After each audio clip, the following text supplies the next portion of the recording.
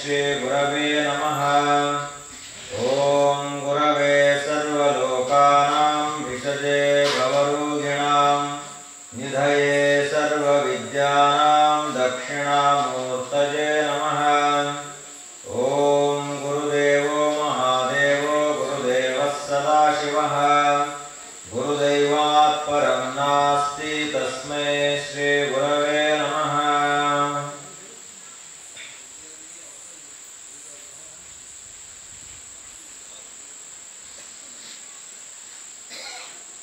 ಅತುಲಿತ ಬಲಧಾಮಂ ಹೇಮಶೈಲಾಭದೇಹಂ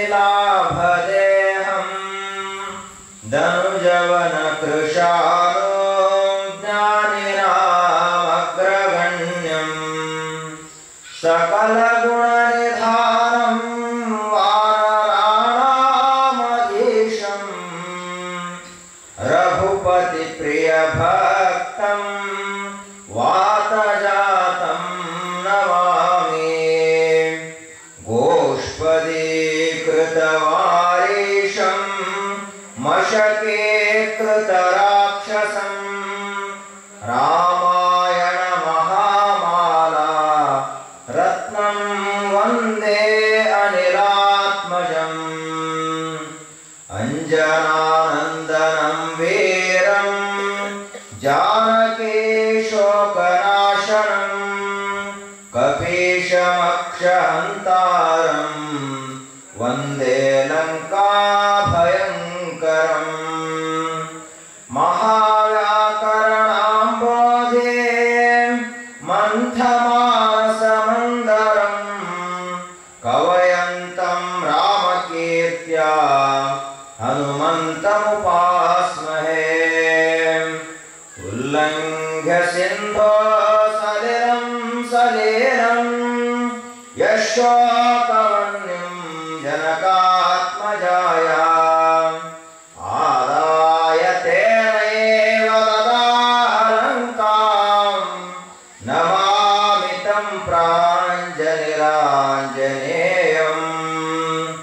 ಮನೋಜವಂ ಮಾರುತತುಲ್ಯವೇಗಂ ಜಿತೇಂದ್ರಿಯಂ ಬುದ್ಧಿಮತಾಂ ವರಿಷ್ಠಂ ವಾತಾತ್ಮಜಂ ವಾನರಯೋಥ ಮುಖ್ಯಂ ಶ್ರೀರಾಮದೂತಂ ಶಿರಸಾ ನಮಾಮಿ.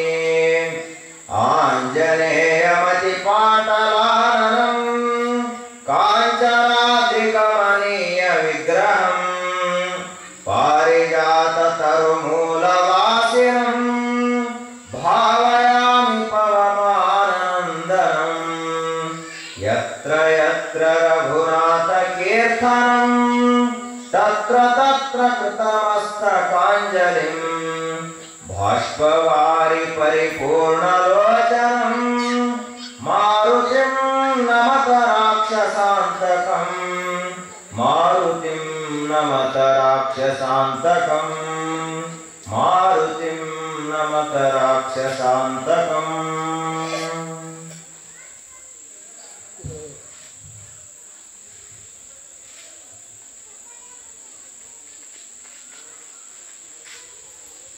ವೇದಾಂತ ಕೇಸರಿ ಪರಮ ಪೂಜ್ಯ ಮಲ್ಲಿಕಾರ್ಜುನ ಮಹಾಶ್ವೇಗಳವರ ದಿವ್ಯಪಾದ ಪದ್ಮಗಳಿಗೆ ಭಕ್ತಿಯಿಂದ ನೆನೆದು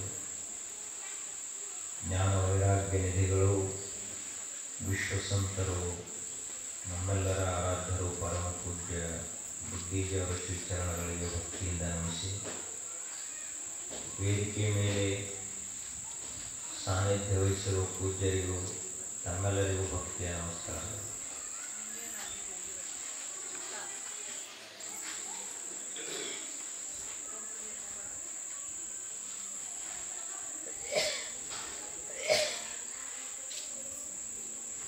ನಾವು ನಮ್ಮ ಜೀವಮಾನದ ಅವಧಿಯಲ್ಲಿ ಕೆಲವೊಂದಿಷ್ಟು ಪಡೆಯಬೇಕು, ಕೆಲವೊಂದಿಷ್ಟನ್ನು ಬಿಡಬೇಕು. ಯಾವುದನ್ನು ಪಡೆಯಬೇಕಾಗಿದೆಯೋ ಅದನ್ನು ಪಡೆಯಲೇಬೇಕು, ಅಂದರೆ ಮಾತ್ರ ನಮ್ಮ ಜೀವನ ಕೃತಾರ್ಥವಾಗುವುದು, ಧನ್ಯತಾ ಭಾವ ನಮಗೆ ಬರ್ತದೆ. ಪಡೆಯಬೇಕಾದಂಥದ್ದು ಶಾಸ್ತ್ರಸಮ್ಮತ, ಧರ್ಮಸಮ್ಮತ, ಮಹಾತ್ಮರಿಂದ ಪ್ರಶಂಸನೀಯವಾದಂಥದ್ದು, ಅದನ್ನು ಪಡೆಯಬೇಕು. ಬಿಡಬೇಕಾದದ್ದು ಯಾವುದು ಹೇಯವಾಗಿದೆಯೋ, ಯಾವುದು ತ್ಯಾಗಕ್ಕೆ ಯೋಗ್ಯವಾಗಿದೆಯೋ, ಯಾವುದು ದುಃಖಕಾರಕವಾಗಿದೆಯೋ ಅಂಥದನ್ನು ಬಿಡಬೇಕು. ನಾವು ಬಿಡುವುದನ್ನು ಹಿಡಿಯುವುದನ್ನು ಬಿಟ್ಟಿವಿ ಅಂದ್ರೆ ವ್ಯತ್ಯಾಸ ಆಯಿತು, ಅಲ್ಲಿಯೇ ನಮ್ಮ ದುಃಖದ ಮೂಲ ಪ್ರಾರಂಭವಾಯಿತು ಅಂತ. ಪರಮಾತ್ಮನ ಭಕ್ತಿಯನ್ನು ನಾವು ಮಾಡಬೇಕು, ಜ್ಞಾನವನ್ನು ಪಡೆಯಬೇಕು, ಪ್ರಪಂಚವನ್ನು ಬಿಡಬೇಕು, ಲೋಕದ ವಾರ್ತೆಗೆ ಕಿವಿಗೊಡಬಾರದು. ಇದು ಧರ್ಮಶಾಸ್ತ್ರ. ಏನನ್ನ ಮಾಡಂತಾರವರು, ಯಾವುದನ್ನ ಪಡಿ ಅಂತಾರ, ಯಾವುದನ್ನ ಬೇಡ ಅಂತಾರ, ಬಿಡು ಅಂತಾರ. ಜ್ಞಾನವನ್ನ ಪಡೆ ಅಂತ ಅವರೆಲ್ಲರ ಮುಖ್ಯ ಸಂದೇಶ. ಜ್ಞಾನವನ್ನ ಪಡಿಬೇಕಾಗುತ್ತೆ. ದಿವಸದಿಂದ ದಿವಸಕ್ಕೆ ಮನುಷ್ಯ ತಿಳ್ಕೋತ ಹೋಗಬೇಕು, ಆತನ ಬುದ್ಧಿ ಸೂಕ್ಷ್ಮವಾಗ್ತಾ ಹೋಗಬೇಕು. ತತ್ವ ಜಿಜ್ಞಾಸೆ, ತತ್ವಜ್ಞಾನವನ್ನ ಆತ ಅರಿತುಕೊಳ್ಳುವಷ್ಟು ಆತನ ಮನಸ್ಸು ಬುದ್ಧಿಗಳು ಸೂಕ್ಷ್ಮವಾಗಬೇಕು. ಮನಸ್ಸು ಅತ್ಯಂತ ಸ್ವಚ್ಛವಾಗಬೇಕು. ಅದು ನಾವು ಸಾಧಿಸಬೇಕಾದಂಥದ್ದು. ಯಾವುದನ್ನ ಬಿಡಬೇಕು? ದುಃಖಕಾರಕವಾದ ಪ್ರಪಂಚವನ್ನ, ಅದರ ಮೇಲಿನ ಆಸಕ್ತಿಯನ್ನು ಬಿಡಬೇಕು. ಏನು ಪ್ರಪಂಚದ ಆಸಕ್ತಿ? ಸಾಮಾನ್ಯವಾಗಿ ನಾನು, ನನ್ನದು, ಇದು ಮೋಹ ಏನದ, ಇದನ್ನು ಬಿಡಬೇಕು. ಅದನ್ನ ಬಿಟ್ರೆ ನಡೆಯೋದು ಹೆಂಗ? ವ್ಯಾವಹಾರಿಕವಾಗಿ ನಾನು, ನನ್ನದು ಅನ್ನುವಂತೆ ಮಾಡುವುದು ನಮ್ಮ ಮನಸ್ಸಿನಲ್ಲಿ ಗೊತ್ತಿರಬೇಕು. ಇದು ಯಾವುದೂ ಕೂಡ ನನ್ನದೂ ಅಲ್ಲ, ಇದು ಯಾವುದು ನನಗೆ ಸಂಬಂಧಿಸಿದ್ದಲ್ಲ, ನಾನು ಅಲ್ಲ ಅಂತ ಗೊತ್ತಿರಬೇಕು. ಜನಕ ಮಹಾರಾಜ ಒಂದು ಸಾರಿ ಒಂದು ಪ್ರಶ್ನೆಯನ್ನ ಕೇಳಿದ. ತನ್ನ ಸಭೆಯೊಳಗೆ ಎಲ್ಲ ವಿದ್ವಾಂಸರು ಬಂದಿದ್ರು, ಶಾಸ್ತ್ರಜ್ಞರು, ಧರ್ಮಜ್ಞರು ಬಂದಿದ್ರು. ಅವರಿಗೆ ಒಂದು ಪ್ರಶ್ನೆಯನ್ನ ಕೇಳಿದ.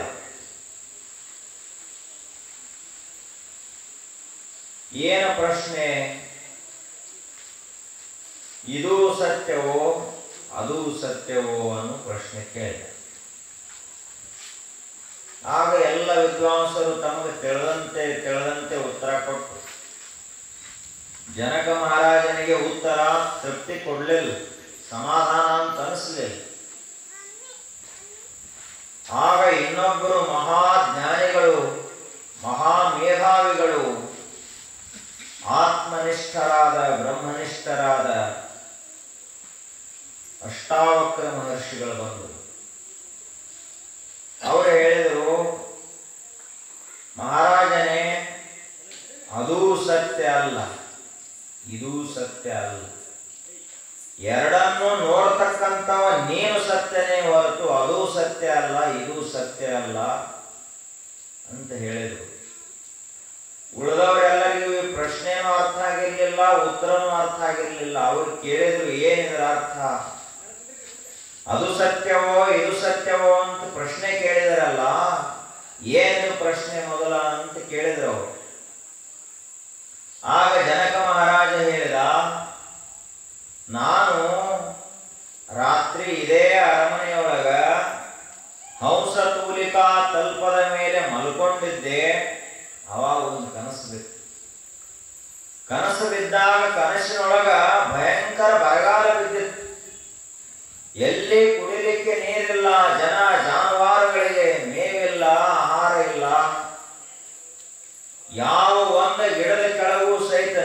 ನೀರಿಲ್ಲ, ಹೂವಿಲ್ಲ, ಹಣ್ಣಿಲ್ಲ, ಎಲೆಗಳಿಲ್ಲ. ಗುಬ್ಬಿಗಳೆಲ್ಲ ಸತ್ತು ಹೋಗಿದ್ದು, ಪಕ್ಷಿಗಳೆಲ್ಲ ಸತ್ತು ಹೋಗಿದ್ದು, ಪ್ರಾಣಿಗಳಲ್ಲೇ ಸತ್ತು ಬಿದ್ದಿದ್ದು. ಅಂತಹ ಪರಿಸ್ಥಿತಿಯೊಳಗ ನಾನು ಎಲ್ಲಾದರೂ ಬಹಳ ಭಿಕ್ಷುಕ ಆಗಿದ್ದೆ, ಎಲ್ಲಾದರೂ ಭಿಕ್ಷೆ ಸಿಗ್ತದ ಅಂತ ತಿಳ್ಕೊಂಡು ಭಿಕ್ಷಾ ಪಾತ್ರೆಯನ್ನು ಹಿಡ್ಕೊಂಡು ಎಲ್ಲ ನಗರದಲ್ಲಿ ಸುತ್ತಾಡಿ ಬೇಡ್ತಾ ಇರುವಾಗ ಯಾರೂ ಭಿಕ್ಷೆಯನ್ನು ಕೊಡ್ಲಿಕ್ಕೆ ಮುಂದೆ ಬರಲಿಲ್ಲ. ಒಬ್ಬರೇ ಯಾರೋ ಕರುಣಾಳುಗಳು ಒಂದ ಕಟಕ ರೊಟ್ಟಿಯನ್ನು ಒಂದು ಕೊಟ್ಟರು. ಅಷ್ಟನ್ನೇ ನಾನು ತಿನ್ಬೇಕನ್ನೋದ್ರೊಳಗಾಗಿ ಅದ ಜಾರಿ ಕೆಳಗೆ ಬಿತ್ತು ಕೈಯೊಳಗಿಂದ. ಅಷ್ಟರೊಳಗ ಒಂದು ನಾಯಿ ಬಂದ ರೊಟ್ಟಿ ತಗೊಂಡು ಹೋಯ್ತು.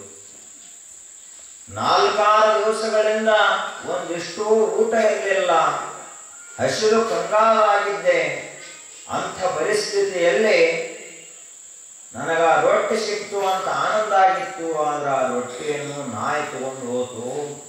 ಅದನ್ನು ನೋಡಿ ಸತ್ತವಾದ್ನಲ್ಲ ಅಂತ ಹೇಳಿ ನನಗನಿಸಿ ಎಚ್ಚರಾತು. ನೋಡ್ತೇನೆ, ಭಕ್ಷ್ಯ ಭೋಜ್ಯಗಳಿಂದ ಕೂಡಿರುವಂತಹ, ಅಷ್ಟೈಶ್ವರ್ಯಗಳಿಂದ ಕೂಡಿರುವಂತಹ ಈ ಅರಮನೆ ಅದ.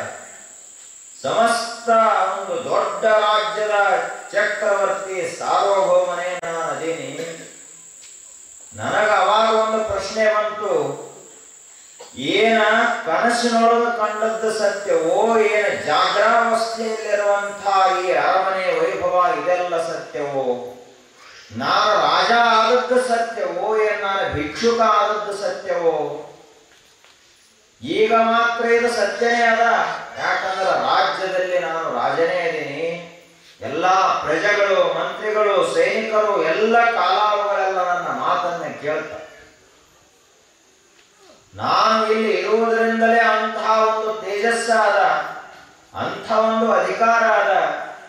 ಆದರೆ ಇದೇ ರಾಜನಾದ ನಾನು ಮಲ್ಕೊಂಡಾಗ ನನ್ನ ಒಂದು ಕನಸು ಬಿತ್ತಲ್ಲ, ಅವಾಗ ನಾ ರಾಜ ಇಲ್ಲ, ಅವಾಗೇ ಅರಮನೆ ಇಲ್ಲ, ಅವಾಗೇ ಸೈನಿಕರೆಲ್ಲ, ಕಾಲಾಳುಗಳೆಲ್ಲ ಎಲ್ಲ ಎಲ್ಲಿ ಹೋದ್ರು. ಇಲ್ಲರೇ ಸಮೃದ್ಧವಾದ ರಾಜ್ಯ ಅದ. ಕನಸಿನಲ್ಲಿ ಮಾತ್ರ ಬರಗಾಲ ಬಿದ್ದ. ಆ ಕನಸಿನಲ್ಲಿ ಯಾರ ಕಡೆಗೂ ಅನ್ನ ಇಲ್ಲ, ನೀರಿಲ್ಲ.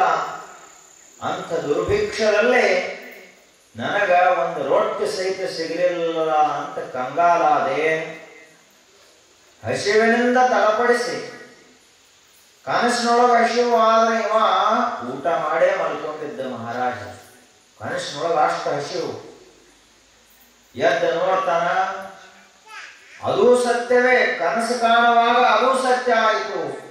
ಜಾಗ್ರಾವಸ್ಥೆಯಲ್ಲಿರುವಾಗ ರಾಜ ಇದ್ದದ್ದು ಸತ್ಯ ಆಯಿತು.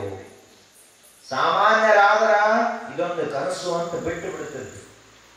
ಜನಕ ಮಹಾರಾಜ ತತ್ವಜ್ಞಾನಿಯಾಗಿದ್ದ, ಜಿಜ್ಞಾಸುವಾಗಿದ್ದ, ಎಲ್ಲವನ್ನ ವಿಚಾರ ವಿವೇಕದ ಪರಾಮರ್ಶೆಗೆ ಒಳಪಡಿಸಿ ತಿಳ್ಕೊತಿದ್ದ. ವಿಚಾರ ಮಾಡಿದ, ಯಾವುದು ಸತ್ಯ ಇದರೊಳಗ? ನಾನು ಮಹಾರಾಜನಾದದ್ದು ಸತ್ಯವೋ ಅಥವಾ ನಾನು ಭಿಕ್ಷುಕನಾದದ್ದು ಸತ್ಯವೋ? ಆಗ ಅಷ್ಟಾವಕ್ರ ಮಹರ್ಷಿಗಳು ಉತ್ತರ ಹೇಳಿದ್ರೆ ಅವನಿಗೆ, ಅದೂ ಸತ್ಯ ಅಲ್ಲ, ಇದೂ ಸತ್ಯ ಅಲ್ಲ.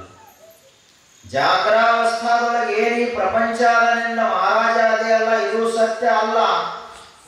ಸ್ವಪ್ನಾವಸ್ಥೆಯೊಳಗೆ ನೀನು ಭಿಕ್ಷುಕನಾಗಿ ಭಿಕ್ಷೆ ಬೇಡ್ತಾ ಇರೋದು ಅದು ಕೂಡ ಸತ್ಯ ಅಲ್ಲ.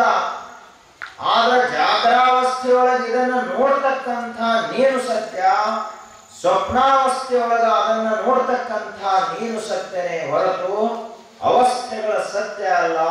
ಅವಸ್ಥೆಗಳು ತೋರಿ ಮರೆಯಾಗುವಂಥವು. ಜಾಗ್ರ, ಸ್ವಪ್ನ, ಸುಷುಪ್ತಿ 3 ಅವಸ್ಥೆಗಳಲ್ಲಿ ಜಾಗ್ರ, ಸ್ವಪ್ನ, ಸುಪ್ತಿಗಳಿಗೆ ಸಾಕ್ಷಿ ಪ್ರತ್ಯೇಗಾತ್ಮನೇ. ಆತ್ಮ ಅಂದ್ರೆ ಯಾರು? ಇದು ಜಾಗ್ರಾವಸ್ಥಾ. ಕನಸು ಬಿತ್ತು ಅಂದ್ರೆ ಸ್ವಪ್ನಾವಸ್ಥಾ, ಗಾಢ ನಿದ್ರೆ ಆಯಿತು ಅಂದ್ರೆ ಸುಷುಪ್ತಿ ಅವಸ್ಥಾ. ಈ 3 ಅವಸ್ಥೆಗಳನ್ನ ಓತಪ್ರೋತವಾಗಿ ಬೆಳಗುವಂತಹ ಸಾಕ್ಷಿ ಏನಿದೆಯೋ ಆ ಚೈತನ್ಯವೇ ನಾನು. ಅದು ಸತ್ಯ, ಇದು ಯಾವುದು ಸತ್ಯ ಅಲ್ಲ ಅಂತ ಹೇಳಿದರು. ಅಷ್ಟಾವಕ್ರ ಮಹರ್ಷಿಗಳು ಹೀಗೆ ಹೇಳಿದ ಬಳಿಕ ಇಡೀ ಸಭೆಯಲ್ಲಿದ್ದ ವಿದ್ವಾಂಸರೆಲ್ಲ ತಲೆದೂಗಿದರು. ಜನಕ ಮಹಾರಾಜನಂತೂ ಸಾಷ್ಟಾಂಗ ಹಾಕಿಬಿಟ್ಟು. ಯಾಕೆಂದ್ರೆ ಇದೊಂದು ನಮಗೆ ಭ್ರಮ ಅದ. ಇದು ನಮ್ಮದೆಲ್ಲ ಭ್ರಮಾತ್ಮಕ ಜೀವನ. ಈ ಎಲ್ಲ ನಾವು ಜಾಗ್ರಾವಸ್ಥೆಗಳಲ್ಲಿದ್ದೀವಿ. ಇದು ಸತ್ಯ ಅಂತ ನಾವು ತಿಳ್ಕೊಂಡಿದ್ದೀವಿ. ಸುಳ್ಳು ತಿಳ್ಕೊಂಡವ್ರು ಯಾರದಾರ? ಎಲ್ಲ ಸತ್ಯ ಅಂತ ತಿಳ್ಕೊಂಡಿದ್ದೀವಿ. ಹಿಂಗಾಗಿ ನಾವು ಈ ಪ್ರಪಂಚಕ್ಕೆ ಇಷ್ಟು ಗಂಟೆ ಬಿದ್ದಿದ್ದೀವಿ. ಸತ್ಯವಾಗೇ ಇವ ಜಗಳಾಡಿದ್ದ. ಆದ್ರೆ ಇವನಿಗೆ ಕನಸು ಬಿತ್ತು. ಕನಸಿನೊಳಗೆ ಅವನ ಜೋಡಿನ ಇವ ಪ್ರೀತಿಯಿಂದಲ್ಲ. ಏನು ಕನಸು ಸತ್ಯವೋ, ಏನು ಜಾಗ್ರದ ಅವಸ್ಥಾ ಸತ್ಯವೋ ವಿಚಾರ ಮಾಡಬೇಕು. ಪ್ರತಿನಿತ್ಯದಲ್ಲಿಯೂ ಪರಮಾತ್ಮ ನಮಗೆ ತಿಳಿಸಿಕೊಡುವ ಸಲುವಾಗಿ ಈ ಉಪಾಯವನ್ನು ಮಾಡಿದ. 24 ತಾಸೆಲ್ಲ ಜಾಗ್ರತಾವಸ್ಥೆಯಲ್ಲಿ ಇಡ್ಲಿಲ್ಲ. 24 ತಾಸು ನಿದ್ರೆಯನ್ನು ಇಡ್ಲಿಲ್ಲ. ಯಾವಾಗಲೂ ಕನಸಿನ ಅವಸ್ಥೆಯನ್ನು ಇಡ್ಲಿಲ್ಲ. 8 ತಾಸಿಂದ ಎಲ್ಲ ವಿಭಾಗ ಮಾಡಿ ನಮಗೆ ತಿಳಿಸುವ ಸಲುವಾಗಿ. ಪ್ರಪಂಚಕ್ಕೆ ನಾವು ಗಟ್ಟಿಯಾಗಿ ಅಂಟಿಕೊಂಡು ಕೂಡಬಾರದು. ಅದಕ್ಕಾಗಿ ಮೊದಲ ಜಾಗರಾವಸ್ಥಾ 8-10 ತಾಸು ಅಥವಾ 15-20 ತಾಸು ಪ್ರಪಂಚ ಮಾಡುವುದು. ಆದ್ರೆ ಇದು ಸತ್ಯ ಅಂತ ತಿಳ್ಕೊಳ್ಳೋಕೆ ಹೋಗಬೇಡ. ಇನ್ನೊಂದು ಜಗತ್ತದ ಸ್ವಪ್ನ ಪ್ರಪಂಚ ಅದ. ಅದರೊಳಗೆ ವಾಸನಾಮಯವಾದ ಜಗತ್ತು. ಅದು ಸತ್ಯ ಅಲ್ಲ. ನಿದ್ರೆಯೂ ಸತ್ಯ ಅಲ್ಲ, ಜಾಗ್ರವೂ ಸತ್ಯ ಅಲ್ಲ. ಮತ್ತೆ ಯಾವುದು ಸತ್ಯ?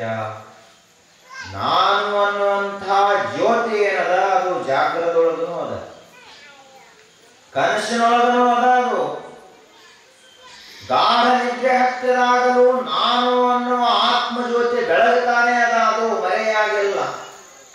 ಇದೇನು ನಾನು ಅನ್ನುವಂಥ ಜ್ಯೋತಿ ಅದನ್ನು, ಇದನ್ನು ಕುರಿತು ವಿಚಾರ ಮಾಡ್ತಾ ಹೋಗು, ನೀನು ಮುಕ್ತನಾಗುತ್ತೆ ಅಂತ ಮಹಾತ್ಮರು ಹೇಳಿದರು. ಪಡೆಯಬೇಕಾದದ್ದು ಇಂಥ ಆತ್ಮಜ್ಞಾನ, ಬಿಡಬೇಕಾದದ್ದು ಅಜ್ಞಾನವನ್ನು ಬಿಡಬೇಕು. ಪ್ರಪಂಚದ ವ್ಯಾಮೋಹವನ್ನು ಬಿಡಬೇಕು. ದುಷ್ಕಾರ್ಯ ಪ್ರವೃತ್ತಿ, ದುಷ್ಟ ಗುಣಗಳನ್ನ, ದುರ್ಜನ ಪ್ರವೃತ್ತಿಯನ್ನ ಬಿಡಬೇಕು. ನಮ್ಮ ಜೀವಮಾನದ ಅವಧಿಯಲ್ಲಿ ಇದೇ ಸಾಧನ ಅಂದ್ರೆ ಇದಕ್ಕ ಅಂತ ಕರೀತಾರೆ. ಸಾಧನ ಅಂದ್ರೆ ರೊಕ್ಕ ಗಳಿಸುವುದು ಲೌಕಿಕ ಸಾಧನ, ವಿದ್ಯೆಯನ್ನು ಕಲಿಯುವುದು ಲೌಕಿಕ ಸಾಧನ, ಕೀರ್ತಿ ವಾರ್ತೆಗಳನ್ನು ಗಳಿಸುವುದು ಲೌಕಿಕ ಸಾಧನ. ಆದ್ರೆ ಆಧ್ಯಾತ್ಮಿಕ ಸಾಧನ ಯಾವುದು ಅಂದ್ರೆ ವಿಚಾರ ಮಾಡ್ತಾ ಹೋಗುವುದು. ಈ ಮನೆ ನಿಜವಾಗಿಯೂ ನನ್ನದೇನು ಅಂತ ವಿಚಾರ ಮಾಡುವುದು. ಹಿಂದೆ ಯಾವುದೋ ಆಗಿತ್ತಿದ್ದು ಮನೆ, ಇವತ್ತು ನಮ್ಮದಾಗಿದೆ. ನಾಳೆ ಮಕ್ಕಳದು ಮೊಮ್ಮಕ್ಕಳದು ಹಾಗೆ ಇನ್ಯಾವುದೋ ಆಗುವುದದ, ಇವತ್ತು ಮಾತ್ರ ನಮ್ಮದು. ಅಂದ ಬಳಿಕ ಈ ಮನೆ ನಿಜವಾಗಿಯೂ ನಮ್ಮದೇನಿದು? ಇದೊಂದು ಧರ್ಮಶಾಲೆ ಮನೆ ಅಂದ್ರ ಇದೇನು ನಮ್ಮ ಶಾಶ್ವತ ನಿಲಯ ಅಲ್ಲ. ಬಸ್ ಸ್ಟ್ಯಾಂಡ್ದೊಳಗ, ಬಸ್ ನಿಲ್ದಾಣದೊಳಗ ಬಸ್ಗಳು ಬರ್ತಾವ, ಅಲ್ಲಿ ನಿಲ್ತಾವ, ಮುಂದೆ ಹೋಗ್ತಾವ. ಮತ್ತೆ ಯಾವ ಬಸ್ಸು ಒಂದು ಬಸ್ ಸ್ಟ್ಯಾಂಡ್ದೊಳಗೆ ಕಾಯಮಾಗಿ ನಿಲ್ಲುವುದಿಲ್ಲ, ಬಂದು ಹೋಗುತ್ತಾವ, ನಿಂತು ಹೋಗುತ್ತಾವ. ಹಂಗ ಮಾನವ ಜನ್ಮ ಅನ್ನುವಂಥದ್ದೊಂದು ಬಸ್ ನಿಲ್ದಾಣ ಇದು. ಇಲ್ಲಿ ಬಂದ ಈ ಊರೊಳಗ ಬಸ್ ನಿಂತದ, 100 ವರ್ಷ ನಿಲ್ತದ, ಆದ ಬಳಿಕ ಮುಂದೆ ಹೋಗುತ್ತ. ಇಲ್ಲೇ ನಿಲ್ಲಕ್ಕಾಗಿ ಬಸ್ ಬಂದಿಲ್ಲ, ಈ ಮನುಷ್ಯನ ಜನ್ಮ ಬಂದಿಲ್ಲ, ಮುಂದೆ ಹೋಗುವುದದ. ಹಿಂದೆ ಯಾವುದೋ ಜನ್ಮದಲ್ಲಿ ಇದ್ದೀವಿ, ಇವತ್ತು ಇಲ್ಲಿ ಬಂದಿದ್ದೀವಿ. ಇದನ್ನು ವಿಚಾರ ಮಾಡಿ ಅಂಟುಕೋಬಾರದು ಪ್ರಪಂಚಕ್ಕೆ. ಆದರೂ ನಮಗೆ ಭ್ರಮ.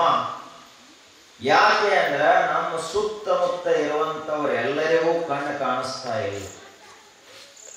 ಎಲ್ಲರೂ ಕುರುಡರೇ ಇರುವುದರಿಂದಾಗಿ ಅಂಧೇನೈವ ನೀಯಮಾನ ಯಥಾಂಧಾಃ ಅವಿದ್ಯಾಯ ಮಂತರೇ ವರ್ತಮಾನಾಃ ಸ್ವಯಂ ಧೀರಾಃ ಪಂಡಿತಂ ಮನ್ಯಮಾನಾಃ ದಂದ್ರಮ್ಯಮಾನಾಃ ಪರ್ಯಂತಿ ಮೂಢಾಃ ಅಂಧೇನೈವ ನೀಯಮಾನ ಯಥಾಂಧಾಃ. ಉಪನಿಷತ್ತಿನ ಮಹರ್ಷಿಗಳು ಹೇಳಿದರು, ಅವಿದ್ಯಾಯಾಮಂತರೇ ವರ್ತಮಾನ. ಜ್ಞಾನ ಇರಲಾರದಂತಹ ಜನ ಅವರ ಕೂಡ್ಕೊಂಡಾರ ಎಲ್ಲರೂ ಹೀಗಾಗಿ ಗೊತ್ತಾಗ್ತಾ ಇಲ್ಲ, ಅವರಿಗೆ ವಾಸ್ತವ ಸತ್ಯ ಏನದ ಗೊತ್ತಾಗೋದು. ಸ್ವಯಂ ಧೀರಾಹ, ನಾವು ಬಹಳ ಪಂಡಿತರು, ನಮ್ಮಷ್ಟ ಶಾಣೆ ಯಾರ್ದಾರ ಪ್ರಪಂಚದೊಳಗ, ನಮ್ಮಷ್ಟ ಚಲೋ ಪ್ರಪಂಚ ಮಾಡೋರು ಯಾರ್ದಾರ ನಾವು ತಿಳ್ಕೊಂಡದೇವಿ. ಇವರಿಗೆ ಸ್ವಯಂ ಧೀರಾಹ ಅಂತ ಕರೀತಾರೆ. ಇಲ್ಲೇ ಊರೊಳಗನ ಅಷ್ಟೇ ಇವ ಧೀರ. ನಿಜವಾದ ಬುದ್ಧಿವಂತ ಅಂದ್ರೆ ಯಾರು? ಆತ್ಮತತ್ವವನ್ನು ಅರಿತಂತಹ ವ್ಯಕ್ತಿಯೇ ನಿಜವಾದ ಧೀಮಂತ, ಬುದ್ಧಿವಂತ. ಧೀ ಅಂದ್ರೆ ಏನದು? ಬುದ್ಧಿಶಕ್ತಿ, ಪ್ರಜ್ಞಾಶಕ್ತಿ, ತಿಳುವಳಿಕೆ ಶಕ್ತಿ, ಅರಿವಿನ ಶಕ್ತಿಗೆ ಧೀ ಅಂತ ಕರೀತಾರೆ ಸಂಸ್ಕೃತಗಳು. ಸ್ವಯಂ ಧೀರಾಹ ಪಂಡಿತಂ ಮನ್ಯಮಾನಾಹ. ತಮಗ ಕುಡ್ಕೊಂಡು ಏನ್ ಕರ್ಕೊಳತ್ತಾರ? ನಾವು ಪಂಡಿತರದೀವಿ, ನಾವು ಬಹಳ ವಿದ್ವಾಂಸರದೀವಿ, ನಮ್ಮಷ್ಟು ವಿದ್ಯಾ ಯಾರಿಗದ? ಯಾಕಂದ್ರೆ ನಾವು 4 ಡಾಕ್ಟರೇಟ್ ಪದವಿಗಳನ್ನು ತಗೊಂಡಿದೀವಿ ಅಂತ ಹೇಳ್ತಾ ಇದ್ದಾರೆ. ದಂಧ್ರಮ್ಯ ಮಾಣಾಹ ಪರ್ಯಂತಿ ಮೂಢಾಹ. ಇವರೆಲ್ಲ ಹೆಂಗದಾರ ಅಂದ್ರ ಅದೇ ಪ್ರಪಂಚದ ಕತ್ತಲೆ ಚಕ್ರದಲ್ಲಿ ಸುತ್ತುವಂಥವರದಾರ. ಅಂಧೇ ನೈಯ ನಿಯಮಾನ ಯಥಾಂದಾಹ. ತನಗ ಕಣ್ಣ ಕಾಣಿಸೋದಿಲ್ಲ, ಇನ್ನು 4 ಜನರು ನೀವೇ ಹೆಂಗ್ ಕರ್ಕೊಂಡು ಹೋಗ್ಲಿಕ್ಕೆ ಆಗ್ತದ? ಸ್ವತಃ ಇವನಿಗೆ ಕಣ್ಣಿಲ್ಲ. ಕಣ್ಣಿರಲಾರದಂಥ ವ್ಯಕ್ತಿ ಜಗತ್ತಿನಲ್ಲಿ ಇನ್ನೊಬ್ಬರನ್ನು ಓದು ದಂಡೆ ಮುಟ್ಟಿಸ್ತಾನೇನು? ಸ್ವತಃ ತಾನ ಹೋಗಿ ತಗ್ಗಿನಲ್ಲಿ ಬೀಳುವಾಗ, ತಾನೇ ಹೋಗಿ ಗೋಡೆಗೆ ಹಾಯುವಾಗ ಇನ್ನು ಇನ್ನೊಬ್ಬರನ್ನು ಹೆಂಗವ ಗೋಡೆ ದಾಟಿಸಿ ತಗ್ಗು ದಾಟಿಸಿ ಹೋದ ನಮ್ಮನ್ನು ಗುರಿ ಮುಟ್ಟಿಸ್ತಾನ? ಹೀಗಾಗಿ ನಮ್ಮ ಸುತ್ತಮುತ್ತ ಎಲ್ಲ ವಾಸ ಮಾಡುವಂತಹ ಜನ ಸಾಮಾನ್ಯವಾಗಿ ಅವಿದ್ಯಾವೃತರು, ಕತ್ತಲೆಯ ಜಗತ್ತಿನಲ್ಲಿ ಬದುಕುವಂಥವರು. ಆದರೆ ಇದೇ ವಿಶ್ವದಲ್ಲಿಯೇ ಜ್ಞಾನ ಸೂರ್ಯರಾಗಿ, ವಿದ್ಯಾನಿಧಿಗಳಾಗಿ, ಆತ್ಮ ಸೂರ್ಯ ತೇಜದಿಂದ ಬೆಳಗುವಂತ ಮಹಾತ್ಮರದಾರ. ಅವರು ಕಣ್ಣುಳ್ಳಂಥವರು, ಪ್ರಜ್ಞಾಚಕ್ಷುವದ ಅವರಲ್ಲಿ. ಯಾವುದು ಸರಿ, ಯಾವುದು ತಪ್ಪು, ಯಾವುದು ಉಳಿತದ, ಯಾವುದು ನಾಶವಾಗುತ್ತದ, ಯಾವುದು ಸತ್ಯ ಅದ, ಯಾವುದು ಅಸತ್ಯ ಅದ, ಯಾವುದು ಉಳಿಯುವುದದ, ಯಾವುದು ಅಳಿಯುವುದದ, ಇದೆಲ್ಲದರ ಸಮಗ್ರವಾದ ಜ್ಞಾನ ಅವರಿಗದ. ಅವರ ಹಿಂದೆ ಹೋಗು ಮುಕ್ತನಾಗ್ತಿ. ಒಂದು ಕತ್ತಲೆ ಅದ ಅಂದ್ರೆ ಆ ಕತ್ತಲೆಯೊಳಗೆ ನಮಗೆ ಬದುಕಲಿಕ್ಕೆ ಆಗೋದಿಲ್ಲ. ಒಂದು ಊಟ ಮಾಡ್ಬೇಕಂದ್ರೂ ಕಂದೀಲ ಹಚ್ಚಿ ಊಟ ಮಾಡ್ಬೇಕು ಮೊದಲಿನ ಕಾಲಕ್ಕೆ. ಒಂದು ಏನಾದ್ರೂ ವಸ್ತುವನ್ನು ನೋಡ್ಬೇಕಂದ್ರೂ ಒಂದು ಕಂದೀಲ ಬೇಕು, ಬೆಳಕು ಬೇಕು. ಬೆಳಕಿಲ್ಲ ಅಂದ್ರೆ ನಡೀಲಿಕ್ಕಾಗುವುದಿಲ್ಲ, ಊಟ ಮಾಡ್ಲಿಕ್ಕಾಗುವುದಿಲ್ಲ, ಕೂಡ್ಲಿಕ್ಕಾಗುವುದಿಲ್ಲ, ಏನನ್ನು ನೋಡ್ಲಿಕ್ಕಾಗುವುದಿಲ್ಲ. ಯಾರ ಅದಾರನ್ನು ಜ್ಞಾನ ಇಲ್ಲ, ಯಾವ ವಸ್ತು ಐತಿ, ಎಲ್ಲದ, ನಾನು ಏನು ಮಾಡಬೇಕು, ಈ ಎಲ್ಲಾ ಪರಿಜ್ಞಾನ ನಮಗೆ ಬರಬೇಕಾದ್ರೆ ಒಂದು ಬೆಳಕು ಅಂತ ಬೇಕು. ಅದು ಇದ್ದಾಗ ಮಾತ್ರ ಇದೆಲ್ಲದರ ಜ್ಞಾನ ನಮಗೆ ಹೇಗಾಗುತ್ತದ? ಅದರಂತೆಯೇ ಜ್ಞಾನ ಚಕ್ಷು, ಆತ್ಮವಿದ್ಯಾ ಚಕ್ಷು ನಮ್ಮಲ್ಲಿದ್ದಾಗ ನಾವು ಹೆಂಗ ಬದುಕಬೇಕು, ಏನು ಮಾಡಬೇಕು ಅಂತ ಗೊತ್ತಾಗ್ತದೆ. ಶ್ರಾವಣ ಮಾಸ ಏನ್ ಮಾಡ್ತದೆ ಇದು? ಯಾಕೆ ಶ್ರಾವಣ ಮಾಸದಲ್ಲಿ ಅಧ್ಯಾತ್ಮ ಶ್ರವಣ ಮಾಡಬೇಕು? ಈ 1 ತಿಂಗಳ ನಾವು ಏನು ಕೇಳಬೇಕು ಅಂದ್ರ, ಏನನ್ನ ಕೇಳಿದ್ರ ನಮಗ ಹೊಳ್ಳಿ ನಮ್ಮ ಭಾನ ಬರ್ತದ, ನಾವು ಯಾರು ಅನ್ನೋ ತಿಳುವಳಿಕೆ ಬರ್ತದ, ಅದನ್ನು ಕೇಳಬೇಕು. ನಾವು ಈಗೇನ್ ತಿಳ್ಕೊಂಡದೇವೆ ಅದು ಯಾವುದೂ ನಾವಲ್ಲ.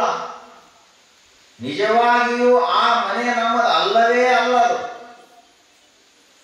ಈ ಹೆಸರೇನಲ್ಲ, ಸಂಗಪ್ಪ, ನಿಂಗಪ್ಪ, ಏನೇನು ಹಲವಾರು ಹೆಸರುಗಳದಾವಲ್ಲ, ಯಾವ ಹೆಸರುಗಳು ನಮ್ಮವು ಅಲ್ಲಿವು. ಅದರಂತೆ ಈ ಕಾಣುವ ಶರೀರ ಏನದ, ಇದು ಯಾವುದೋ ನಮ್ಮ ಶರೀರ ಅಲ್ಲ. ಇದು ಇಲ್ಲೇ ಅನ್ನ ನೀರ, ಭೂಮಿಯೊಳಗಿನ ಮಣ್ಣ, ಸಮುದ್ರದೊಳಗಿನ ನೀರ, ಸೂರ್ಯನಿಂದ ಬಂದ ಅಗ್ನಿ, ಬೀಸುವಂತಹ ಗಾಳಿ, ಬೈಲ ಇವೇ ಕೂಡ್ಕೊಂಡು ಶರೀರ ಆಗಿದ್ದಾನೆ ಹೊರತು ನಿಜವಾಗಿ ಶರೀರ ನಮ್ಮದಲ್ಲ. ಹೀಗ ನಾವು ವಿಚಾರ ಮಾಡಬೇಕು. ಇದಕ್ಕೆ ತತ್ವಜ್ಞಾನ ಅಂತ ಕರೀತಾರ. ಇಂಥ ತತ್ವಜ್ಞಾನವನ್ನು ಜಗತ್ತಿಗೆ ಕೊಟ್ಟಂಥ ಅದ್ವಿತೀಯ ಮಹರ್ಷಿ ಕಪಿಲ ಮಹರ್ಷಿ. ಸಾಂಖ್ಯ ದರ್ಶನವನ್ನು ಜಗತ್ತಿಗೆ ಕೊಟ್ಟಾತ ಸಾಕ್ಷಾತ್ ನಾರಾಯಣನ ಅವತಾರ. ಅಂಥ ಪರಮಾತ್ಮ ಈ ಜಗತ್ತಿನಲ್ಲಿ ಒಂದು ದರ್ಶನವನ್ನು ಕೊಟ್ಟ. ಸಾಂಖ್ಯ ದರ್ಶನ ಅಂತದ ಹೆಸರು. ಸಾಂಖ್ಯ ಅಂದ್ರೆ ಶುದ್ಧವಾದ ತತ್ವಜ್ಞಾನ. ಒಂದು ಪ್ರಕೃತಿ, ಇನ್ನೊಂದು ಪುರುಷ. ಇವೆರಡರ ವಿವೇಕಕ್ಕ ಸಾಂಖ್ಯ ಶಾಸ್ತ್ರ ಅಂತ ಕರೀತಾರ. ಆ ಶಾಸ್ತ್ರವನ್ನು ಈ ಜಗತ್ತಿನಲ್ಲಿ ಮೊಟ್ಟ ಮೊದಲ ಬಾರಿಗೆ ಕೊಟ್ಟಂತಹ ಮಹಾನ್ ಪುಣ್ಯಾತ್ಮ, ಮಹಾನುಭಾವ ಯಾರು ಅಂದ್ರೆ ಕಪಿಲ ಮಹರ್ಷಿ. ಆತನ ತಂದೆ ಹೆಸರು ಕರ್ದಮ ಪ್ರಜಾಪತಿ, ಕರ್ದಮ ಋಷಿ ಅಂತ.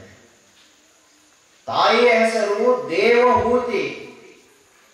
ಅವರಿಬ್ಬರು ಮಹಾ ತಪಸ್ಶಾಲಿಗಳು.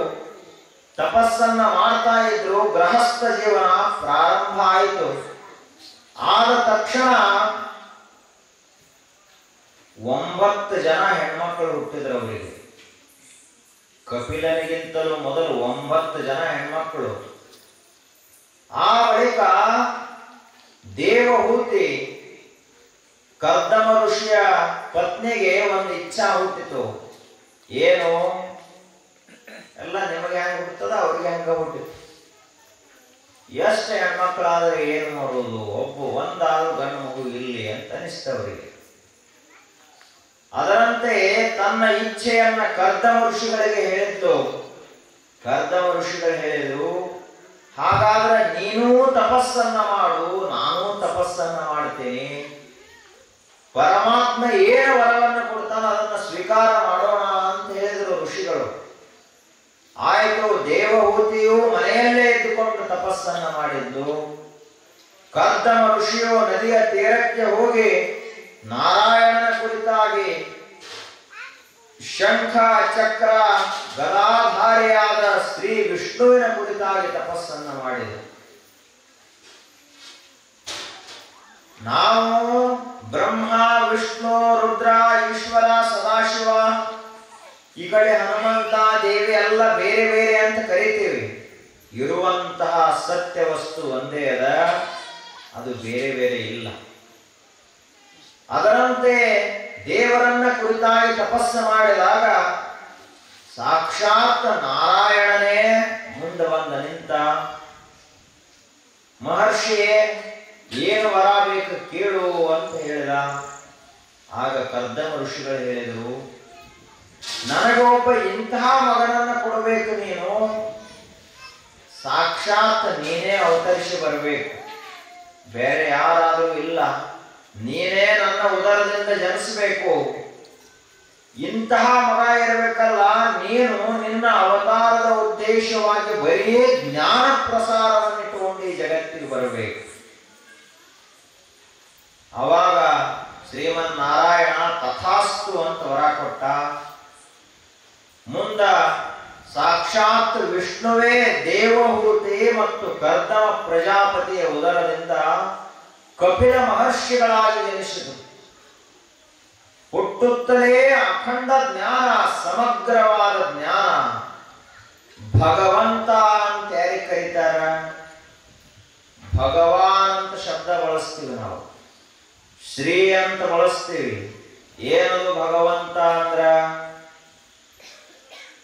ಸಮಗ್ರವಾದ ಜ್ಞಾನ, ಸಮಗ್ರವಾದ ವೈರಾಗ್ಯ, ಸಮಗ್ರವಾದ ಐಶ್ವರ್ಯ, ಹೀಗ ಎಲ್ಲವನ್ನ ಹೊಂದಿರುವಂಥವನು ಯಾವನು? ಆತ ಭಗವಂತ. ಐಶ್ವರ್ಯಸ್ಯ ಸಮಗ್ರಸ್ಯ ಧರ್ಮಸ್ಯ ಯಶಸ್ಸ ಶ್ರಿಯಃ ಜ್ಞಾನಂ ವೈರಾಗ್ಯಯೋಶ್ಚೈವ ಷಣ್ಣಾಂ ಭಗೈತೀರಣ. ಭಗವಾನ್ ಈ 6 ಸಂಪತ್ತುಗಳನ್ನು ಹೊಂದಿರುವಂತವ ಪರಮಾತ್ಮ ಅವನಿಗೆ ದೇವರು ಅಂತ ಕರೀತಾರೆ. ಯಾರು? ಸಮಗ್ರವಾದ ಜ್ಞಾನ, ಸಮಗ್ರವಾದ ವೈರಾಗ್ಯ, ಸಮಗ್ರವಾದ ಧರ್ಮ, ಸಮಗ್ರವಾದ ಸಂಪತ್ತು, ಸಮಗ್ರವಾದಂಥ ವೈರಾಗ್ಯ, ಸಮಗ್ರವಾದಂತಹ ತಿಳುವಳಿಕೆ, ನೀತಿ ಯಾರ ಕಡೆಗಿದೆಯೋ ಆತ ಪರಮಾತ್ಮ. ಅನಾದಿಬೋಧ ಶಕ್ತಿಧಾಮ, ಅನಂತ ಶಕ್ತಿಧಾಮ, ಸ್ವತಂತ್ರ ಶಕ್ತಿಧಾಮ, ಸರ್ವಜ್ಞ ಶಕ್ತಿಧಾಮ, ಅಲುಪ್ತ ಶಕ್ತಿಧಾಮ, ಈತನಿಗೆ ಪರಮಾತ್ಮ ಅಂತ ಕರೀತಾರೆ. ನಾವು ತಿಳ್ಕೊಂಡದ್ದು ಬರೀ ಒಂದು ಕಲ್ಲಿನಲ್ಲಿರುವ ಮೂರ್ತಿಯೇ ದೇವರಲ್ಲ. ನಾವು ತಿಳ್ಕೊಂಡಂಗ ನಮ್ಮ ಕೈಯೊಳಗೆ ಸಿಗುವಂಥವ ದೇವರಲ್ಲ. ದೇವರು ಅಂದ್ರೆ ಅನಂತ ಜ್ಞಾನ ರೂಪ, ಅನಂತ ಅರಿವಿನ ರೂಪ, ಪ್ರಕಾಶ ರೂಪ. ಅಂಥ ಪರಮಾತ್ಮನೇ ಹುಟ್ಟಿದ. ಕಪಿಲ ಮಹರ್ಷಿ ಹುಟ್ಟಿದ ತಕ್ಷಣ ದೇವದುಂದುಬಿಗಳು ಮೊಳಗಿದವು. ದೇವತಾಲೋಕದಿಂದ ಪುಷ್ಪವೃಷ್ಟಿಯಾಯಿತು ಕರ್ದಮ ರುಚಿಯ ಮನೆ ಮೇಲೆ. ಎಲ್ಲ ಋಷಿಗಳು ಬಂದು ತೊಟ್ಟಿಲಕ್ಕೆ ನಮಸ್ಕಾರ ಮಾಡುವಂತ. ಯಾಕೆ ಅಂದ್ರೆ ಹುಟ್ಟಿರುವಂತಹ ಕೂಸ ಬರೀ ಮಾನವನಾಗಿಲ್ಲ, ಮಹಾದೇವ ಸ್ವರೂಪ ಅದ ಅಂತ ಹೇಳಿ. ಕೆಲವೊಬ್ರು ಹುಟ್ಟುತ್ತಲೇ ಅಂಥ ಸಿದ್ಧಿಯನ್ನು ಪಡೆದಿರ್ತಾರೆ. ಬುದ್ಧೀಜಿಯವರು ಹುಟ್ಟುತ್ತಲೇ ಅಂಥ ಸ್ವಯಂ ಸಿದ್ಧರವರು. ಹುಟ್ಟಿದ ಬಳಿಕ ಮುಂದೆ ಸಾಧನ ಮಾಡಿ ಸಿದ್ಧರಾಗಿಲ್ಲ, ಹುಟ್ಟುವಾಗಲೇ ಅಂಥ ಸಾಮರ್ಥ್ಯ. ಅವರ ಚರಿತ್ರ ನೋಡ್ರಿ. ಬುದ್ಧೀಜಿಯವರ ಚರಿತ್ರೆ 10ನೇ ತರಗತಿ ಪರೀಕ್ಷೆಯಲ್ಲಿ ಬರೀ ಓಂ ನಮಃ ಶಿವಾಯ ಬರೆದು ಬಂದರು, ಮತ್ತೇನು ಬರೆದು ಬರಲಿಲ್ಲ. ಅವಾಗ ಪೂಜ್ಯ ಮಲ್ಲಿಕಾರ್ಜುನ ಮಹಾಶಿವಯೋಗಿಗಳು ಹೇಳಿದರು, ತಮ್ಮ ನಿನ್ನಷ್ಟಕ್ಕೆ ನೀನು ಮುಕ್ತನಾದ್ರ ಅಲ್ಲ, ಜಗತ್ತನ್ನು ಉದ್ಧರಿಸಬೇಕು, ಜಗತ್ತನ್ನು ಮುಕ್ತ ಮಾಡುವ ಸಲುವಾಗಿ ನೀನು ಹುಟ್ಟಿದಂಥವ ಅಂತ ಹೇಳಿ ಮುಂದೆ ಮತ್ತೆ ವಿದ್ಯಾರ್ಥಿ ವಿದ್ಯೆ ದ್ವಾರವನ್ನು ಮುಚ್ಚಲಿಕ್ಕೆ ಹೋಗಬೇಡ ಅಂತ ಹೇಳಿದಾಗ ಸ್ವತಃ ಮತ್ತ ಅಭ್ಯಾಸ ಮಾಡಿ ಎಲ್ಲ ತರಗತಿಗಳಲ್ಲಿಯೂ ಪ್ರಥಮ ದರ್ಜೆಯಲ್ಲಿ ಪಾಸಾದರು, ಮಹಾಜ್ಞಾನಿಗಳಾದರು. ಇಷ್ಟೆಲ್ಲ ಜಗತ್ತಿಗೆ ಉಪದೇಶ ಮಾಡಿದರು. ಮನೆ ಬಿಟ್ಟದ್ದ ಬರೀ 7-8 ವರ್ಷದಲ್ಲಿ. ಹುಟ್ಟಿದಾಗಲೇ ಅಷ್ಟು ಸಣ್ಣ ವಯಸ್ಸಿನಲ್ಲಿ ಧ್ಯಾನಕ್ಕೆ ಕೂಡುತ್ತಿದ್ರು ಅಂದ್ರ, ಲೋಕದ ಪರಿವೆಯನ್ನು ಮರೆತ ಧ್ಯಾನ ಮಾಡುತ್ತಿದ್ರು ಅಂದ್ರ ಎಂಥ ಸಿದ್ಧರಿರಬಾರದವರು. ಹುಟ್ಟುತ್ತಲೇ ಇದ್ರವರು ಸಿದ್ಧರು. ಅದಕ್ಕಾಗಿ ಇಡೀ ಜಗತ್ತವರನ್ನ ಪೂಜಿಸಿದ್ರು. ಈಗೂ ಕೆಲವರು ನಾವು ಅವರಗತ್ಯನ ಆಗಬೇಕು ಅಂತ ಅಂತಾರೆ. ಎಂದಿಗಾದರೂ ಮನೆಯಲ್ಲೇ ಬೆಳಗುವಂತಹ ಜ್ಯೋತಿ ಸೂರ್ಯನಾಗಲಿಕ್ಕೆ ಸಾಧ್ಯವೇ? ಸೂರ್ಯ ಅಂದ್ರೆ ಸೂರ್ಯನೇ. ಮನೆಯೊಳಗಿರುವ ದೀಪಕ್ಕೆ ದೀಪ ಅಂತ ಕರೀತಾರೆ ಹೊರತು ಮನೆಯೊಳಗಿರುವ ದೀಪಕ್ಕೆ ಸೂರ್ಯ ಅಂತ ಯಾರು ಕರೆಯಂಗಿಲ್ಲ. ಆಕಾಶದೊಳಗೆ ಬೆಳಗುವಂತಹ ಸೂರ್ಯನಿಗೆ ಸೂರ್ಯ ಅಂತ ಕರೀತಾರೆ ಹೊರತು ಯಾರು ಅದಕ್ಕೆ ದೀಪ ಅಂತ ಕರೆಯಂಗಿಲ್ಲ. ಆಗ ಸ್ವಯಂ ಸಿದ್ಧರಾಗಿದ್ದಂಥ ಮಹಾತ್ಮರು ಬುದ್ಧೀಜಿಯವರು. ಯಾವ ಜ್ಞಾನ ಇರಲಿಲ್ಲ ಅವರ ಕಡೆಗೆ, ಸಮಗ್ರವಾದ ಜ್ಞಾನ. ಭೌತಶಾಸ್ತ್ರ, ಜೈವಶಾಸ್ತ್ರ, ರಸಾಯನಶಾಸ್ತ್ರ, ಖಗೋಳ, ಭೂಗೋಳ, ಜಲದ ಕುರಿತಾದಂಥ ಸಮಗ್ರ ಜ್ಞಾನ, ಶಿಲ್ಪಶಾಸ್ತ್ರ, ವ್ಯಾಕರಣಶಾಸ್ತ್ರ, ನ್ಯಾಯಶಾಸ್ತ್ರ, ಸಾಂಖ್ಯ, ಯೋಗ, ಮೀಮಾಂಸಾ, ವೇದಾಂತಾದಿ ಷಡ್ದರ್ಶನಗಳು, ಚಾರ್ವಾಕ, ಜೈನ, ಬೌದ್ಧಾದಿ ನಾಸ್ತಿಕ ದರ್ಶನಗಳು, ವಿದೇಶದಲ್ಲಿ ಆಗಿ ಹೋದಂಥ ತತ್ವಜ್ಞಾನ, ಎಲ್ಲ ವೇದ ಉಪನಿಷತ್ತುಗಳು, ಎಲ್ಲ ಶಾಸ್ತ್ರಗಳು, ಇಷ್ಟೇ ಅಲ್ಲದೆ ಸಮಗ್ರವಾದ ವಿಶ್ವ ಎಂದು ಹುಟ್ಟಿತಲ್ಲ ಅದನ್ನು ಹೇಳುವ ವಿಶ್ವಶಾಸ್ತ್ರ. ಅಣು ಹೆಂಗ್ ಹುಟ್ಟಿತು, ಪರಮಾಣು ಹೆಂಗ್ ಹುಟ್ಟಿತು, ಅದಕ್ಕಿಂತಲೂ ಸೂಕ್ಷ್ಮವಾದಂತಹ ತತ್ವಗಳು ಹೆಂಗ್ ಹುಟ್ಟಿದು, ಇದೆಲ್ಲದರ ಕುರಿತಾದಂಥ ಸಮಗ್ರ ಜ್ಞಾನ ಯಾರಲ್ಲಿತ್ತಲ್ಲ ಅವರು ಬುದ್ಧೀಜಿಯವರು. ನಮಗೆ ತಿಳಿಯಲಿ ನಮ್ಮ ಬುದ್ಧಿಮಟ್ಟ ಬಹಳ ಕಡಿಮೆ ಅಲ್ಲ, ನಮ್ಮ ಮನಸ್ಸಷ್ಟು ಸ್ವಚ್ಛ ಇಲ್ಲ ಅಂತ ನಮಗೆ ಅಷ್ಟ ಸುಮ್ಮ ಅವರು ಸಣ್ಣ ಪುಟ್ಟ ಕಥೆ ಹೇಳ್ತಾರೆ. ಆದ್ರೆ ಅವರಿಗೆ ಜ್ಞಾನ ಅಷ್ಟೇ ಇತ್ತಂತಲ್ಲ, ಸಮಗ್ರವಾದ ಜ್ಞಾನ, ಸಮಗ್ರವಾದ ವೈರಾಗ್ಯ. ಅಷ್ಟ ವೈರಾಗ್ಯ ಯಾರಲ್ಲದ? ದೇಹ ಬಿಟ್ಟ ಬಳಕ ಸಹಿತ ಅವರ ತಮ್ಮ ಅಸ್ತಿತ್ವ ಏನೂ ಉಳಿಯಬಾರದು ಅಂತ ಬಯಲಿನಲ್ಲಿ ಬಯಲಾದರು. ಇದಕ್ಕೆ ವೈರಾಗ್ಯ ಅಂತ ಕರೀತಾರೆ. ಸಾಯೋ ಮುಂದನ ಕೈ ಮೇಲೆ ಕೈ ಹಾಕ್ಸ್ಕೊಂಡು ಅಜ್ಜ ನನ್ನ ಹೆಸರೇ ಇಡ್ರಿ ಅಂತ ಹೇಳಿ ಸಾಯ್ತ. ಇವರೆಲ್ಲಿ ಅವರೆಲ್ಲಿ ಮಹಾತ್ಮರು? ಒಂದು ತುತ್ತು ಸಹಿತ ಹೆಚ್ಚು ಊಟ ಮಾಡಲಿಲ್ಲ ಅಂತಹ ಯುಕ್ತಾಹಾರ ವಿಹಾರ ನಿಯಮವನ್ನು ಪಾಲಿಸಿದಂತ ಪರಮ ಯೋಗಿಗಳವು. ಜಾಗ್ರದಲ್ಲಿ, ಸ್ವಪ್ನದಲ್ಲಿ, ಸುಷುಪ್ತಿಯಲ್ಲಿ ಎಲ್ಲಿಯೂ ಹೆಚ್ಚ ಕಡಿಮೆ ಆಗಲಿಲ್ಲ. ಒಂದು ದಿವಸ 8 ತಾಸು ನಿದ್ರೆ ಇಲ್ಲ. ನಿದ್ರೆಯಲ್ಲಿಯೂ ಮಿತ, ಜಾಗ್ರದಲ್ಲಿಯೂ ಮಿತ, ಅಧ್ಯಯನದಲ್ಲಿ, ವಿಹಾರದಲ್ಲಿ, ಮಾತುಕತೆಯಲ್ಲಿ, ಸಾಧನೆಯಲ್ಲಿ ಎಲ್ಲದರಲ್ಲಿಯೂ ಹಿತಮಿತವನ್ನು ಸಾಧಿಸಿದಂತ ಮಹಾತ್ಮರು. ಅವರಿಗೇನಂತ ಕರೀತಾರ? ಸಿದ್ಧ ಪುರುಷರು, ಸ್ವಯಂ ಜ್ಯೋತಿಗಳವರು. ಹುಟ್ಟುತ್ತಲೇ ಹಂಗಿರ್ತಾರ. ಕೆಲವೊಬ್ಬರು ಹುಟ್ಟಿದ ಬಳಿಕ ಏನಾದ್ರೂ ಆಗ್ಬೇಕಂತ ಮಾಡ್ತಾರ, ಸ್ವಲ್ಪ ಪ್ರಮಾಣದಲ್ಲಿ ಆಗ್ತಾರ, ಹೊರತು ಸೂರ್ಯನಂಗ ಆಗ್ಲಕ್ಕಾಗುವುದಿಲ್ಲ. ಬಾಳ ಅಂದ್ರ ಮನಿ ಜ್ಯೋತಿ ಹೋಗಿ ಓಣಿ ಜ್ಯೋತಿ ಆದಿತ್ತದು. ಓಣಿ ಜ್ಯೋತಿ ಹೋಗಿ ಊರು ಬೆಳಗು, ಊರಿನ ಜ್ಯೋತಿ ಆದಿತ್ತು, ಹೊರತು ಭೂಮಂಡಲವನ್ನು ಬೆಳಗುವಂತಹ ಸೂರ್ಯ ಆಗುವುದಿಲ್ಲ. ಹಂಗ ಕಪಿಲ ಮಹರ್ಷಿಗಳು ಹುಟ್ಟುತ್ತಲೇ ಸಾಂಖ್ಯ ಜ್ಞಾನ. ಸಾಂಖ್ಯ ಅಂದ್ರೆ ಸಾಮಾನ್ಯವೇ ಶುದ್ಧವಾದ ತತ್ವಜ್ಞಾನಕ್ಕೆ ಸಾಂಖ್ಯ ಅಂತ ಕರೀತಾರೆ. ಅಂಥ ಜ್ಞಾನವನ್ನ ಜಗತ್ತಿಗೆ ಬೋಧಿಸುವ ಸಲುವಾಗಿಯೇ ಭಗವಾನ್ ವಿಷ್ಣು ಕಪಿಲ ಮಹರ್ಷಿಗಳ ರೂಪದಿಂದ ಅವತರಿಸಿದ. ಆತ ತನ್ನ ಅವತಾರದ ಉದ್ದೇಶ ಏನಿಟ್ಟುಕೊಂಡ ಪರಮಾತ್ಮ ಅಂದ್ರ ದುಷ್ಟ ಶಿಕ್ಷಣ ಅಲ್ಲ, ಶಿಷ್ಟರ ರಕ್ಷಣನೂ ಅಲ್ಲ, ಬರೀ ಜ್ಞಾನ ಜ್ಯೋತಿಯನ್ನ ಬೆಳಗಿಸುವುದು ಜಗತ್ತಿನಲ್ಲಿ. ಸಾಮಾನ್ಯವಾಗಿ ನಾವೆಲ್ಲರೂ ಹೆಂಗ್ ಬದುಕ್ತೀವಿ? ಈಗ ಶರೀರ ನಾನಂತ ಬದುಕ್ತೀವಿ, ಈ ಮನೇನ ನನ್ನದು ಅಂತ ಬದುಕ್ತೀವಿ, ಈ ಊರ ನನ್ನದು ಅಂತ ಬದುಕ್ತೀವಿ. ನನಗ ಸಾವದ ಅಂತ ತಿಳ್ಕೊಂಡಿದ್ದೀವಿ. ನಾನ ಹುಟ್ಟಿದವ, ನನಗೊಂದು ತೊಟ್ಲ ಕಟ್ಟಿದ್ರು, ಯಾರೋ ಒಂದು ಹೆಸರಿಟ್ಟಿದ್ರು, ಯಾರೋ ಜೋಗಳ ಹಾಡಿದ್ರು, ಆ ಬಳಿಕ ಮುಂದೆ ಯಾರೋ ಕೂಡಿ ಲಗ್ನ ಮಾಡಿದ್ರು, ಅವರೇ ನಿಜವಾಗಿಯೂ ನಮ್ಮ ಪತಿ, ನಮ್ಮ ಸತಿ ಅಂತ ತಿಳ್ಕೊಂಡು ಇದೇ ಸತ್ಯ ಅಂತ ನಾವು ತಿಳ್ಕೊಂಡಿದೀವಲ್ಲ, ಇದು ಶುದ್ಧ ತಪ್ಪು ಅಂತ ಹೇಳಲಿಕ್ಕಾಗಿ ವಿಷ್ಣುದೇವ ಅವತರಿಸಿದ. ಇದು ಯಾವುದೇ ಸತ್ಯದ ಏನು? ಇದು ಯಾವುದೂ ಸತ್ಯ ಅಲ್ಲ.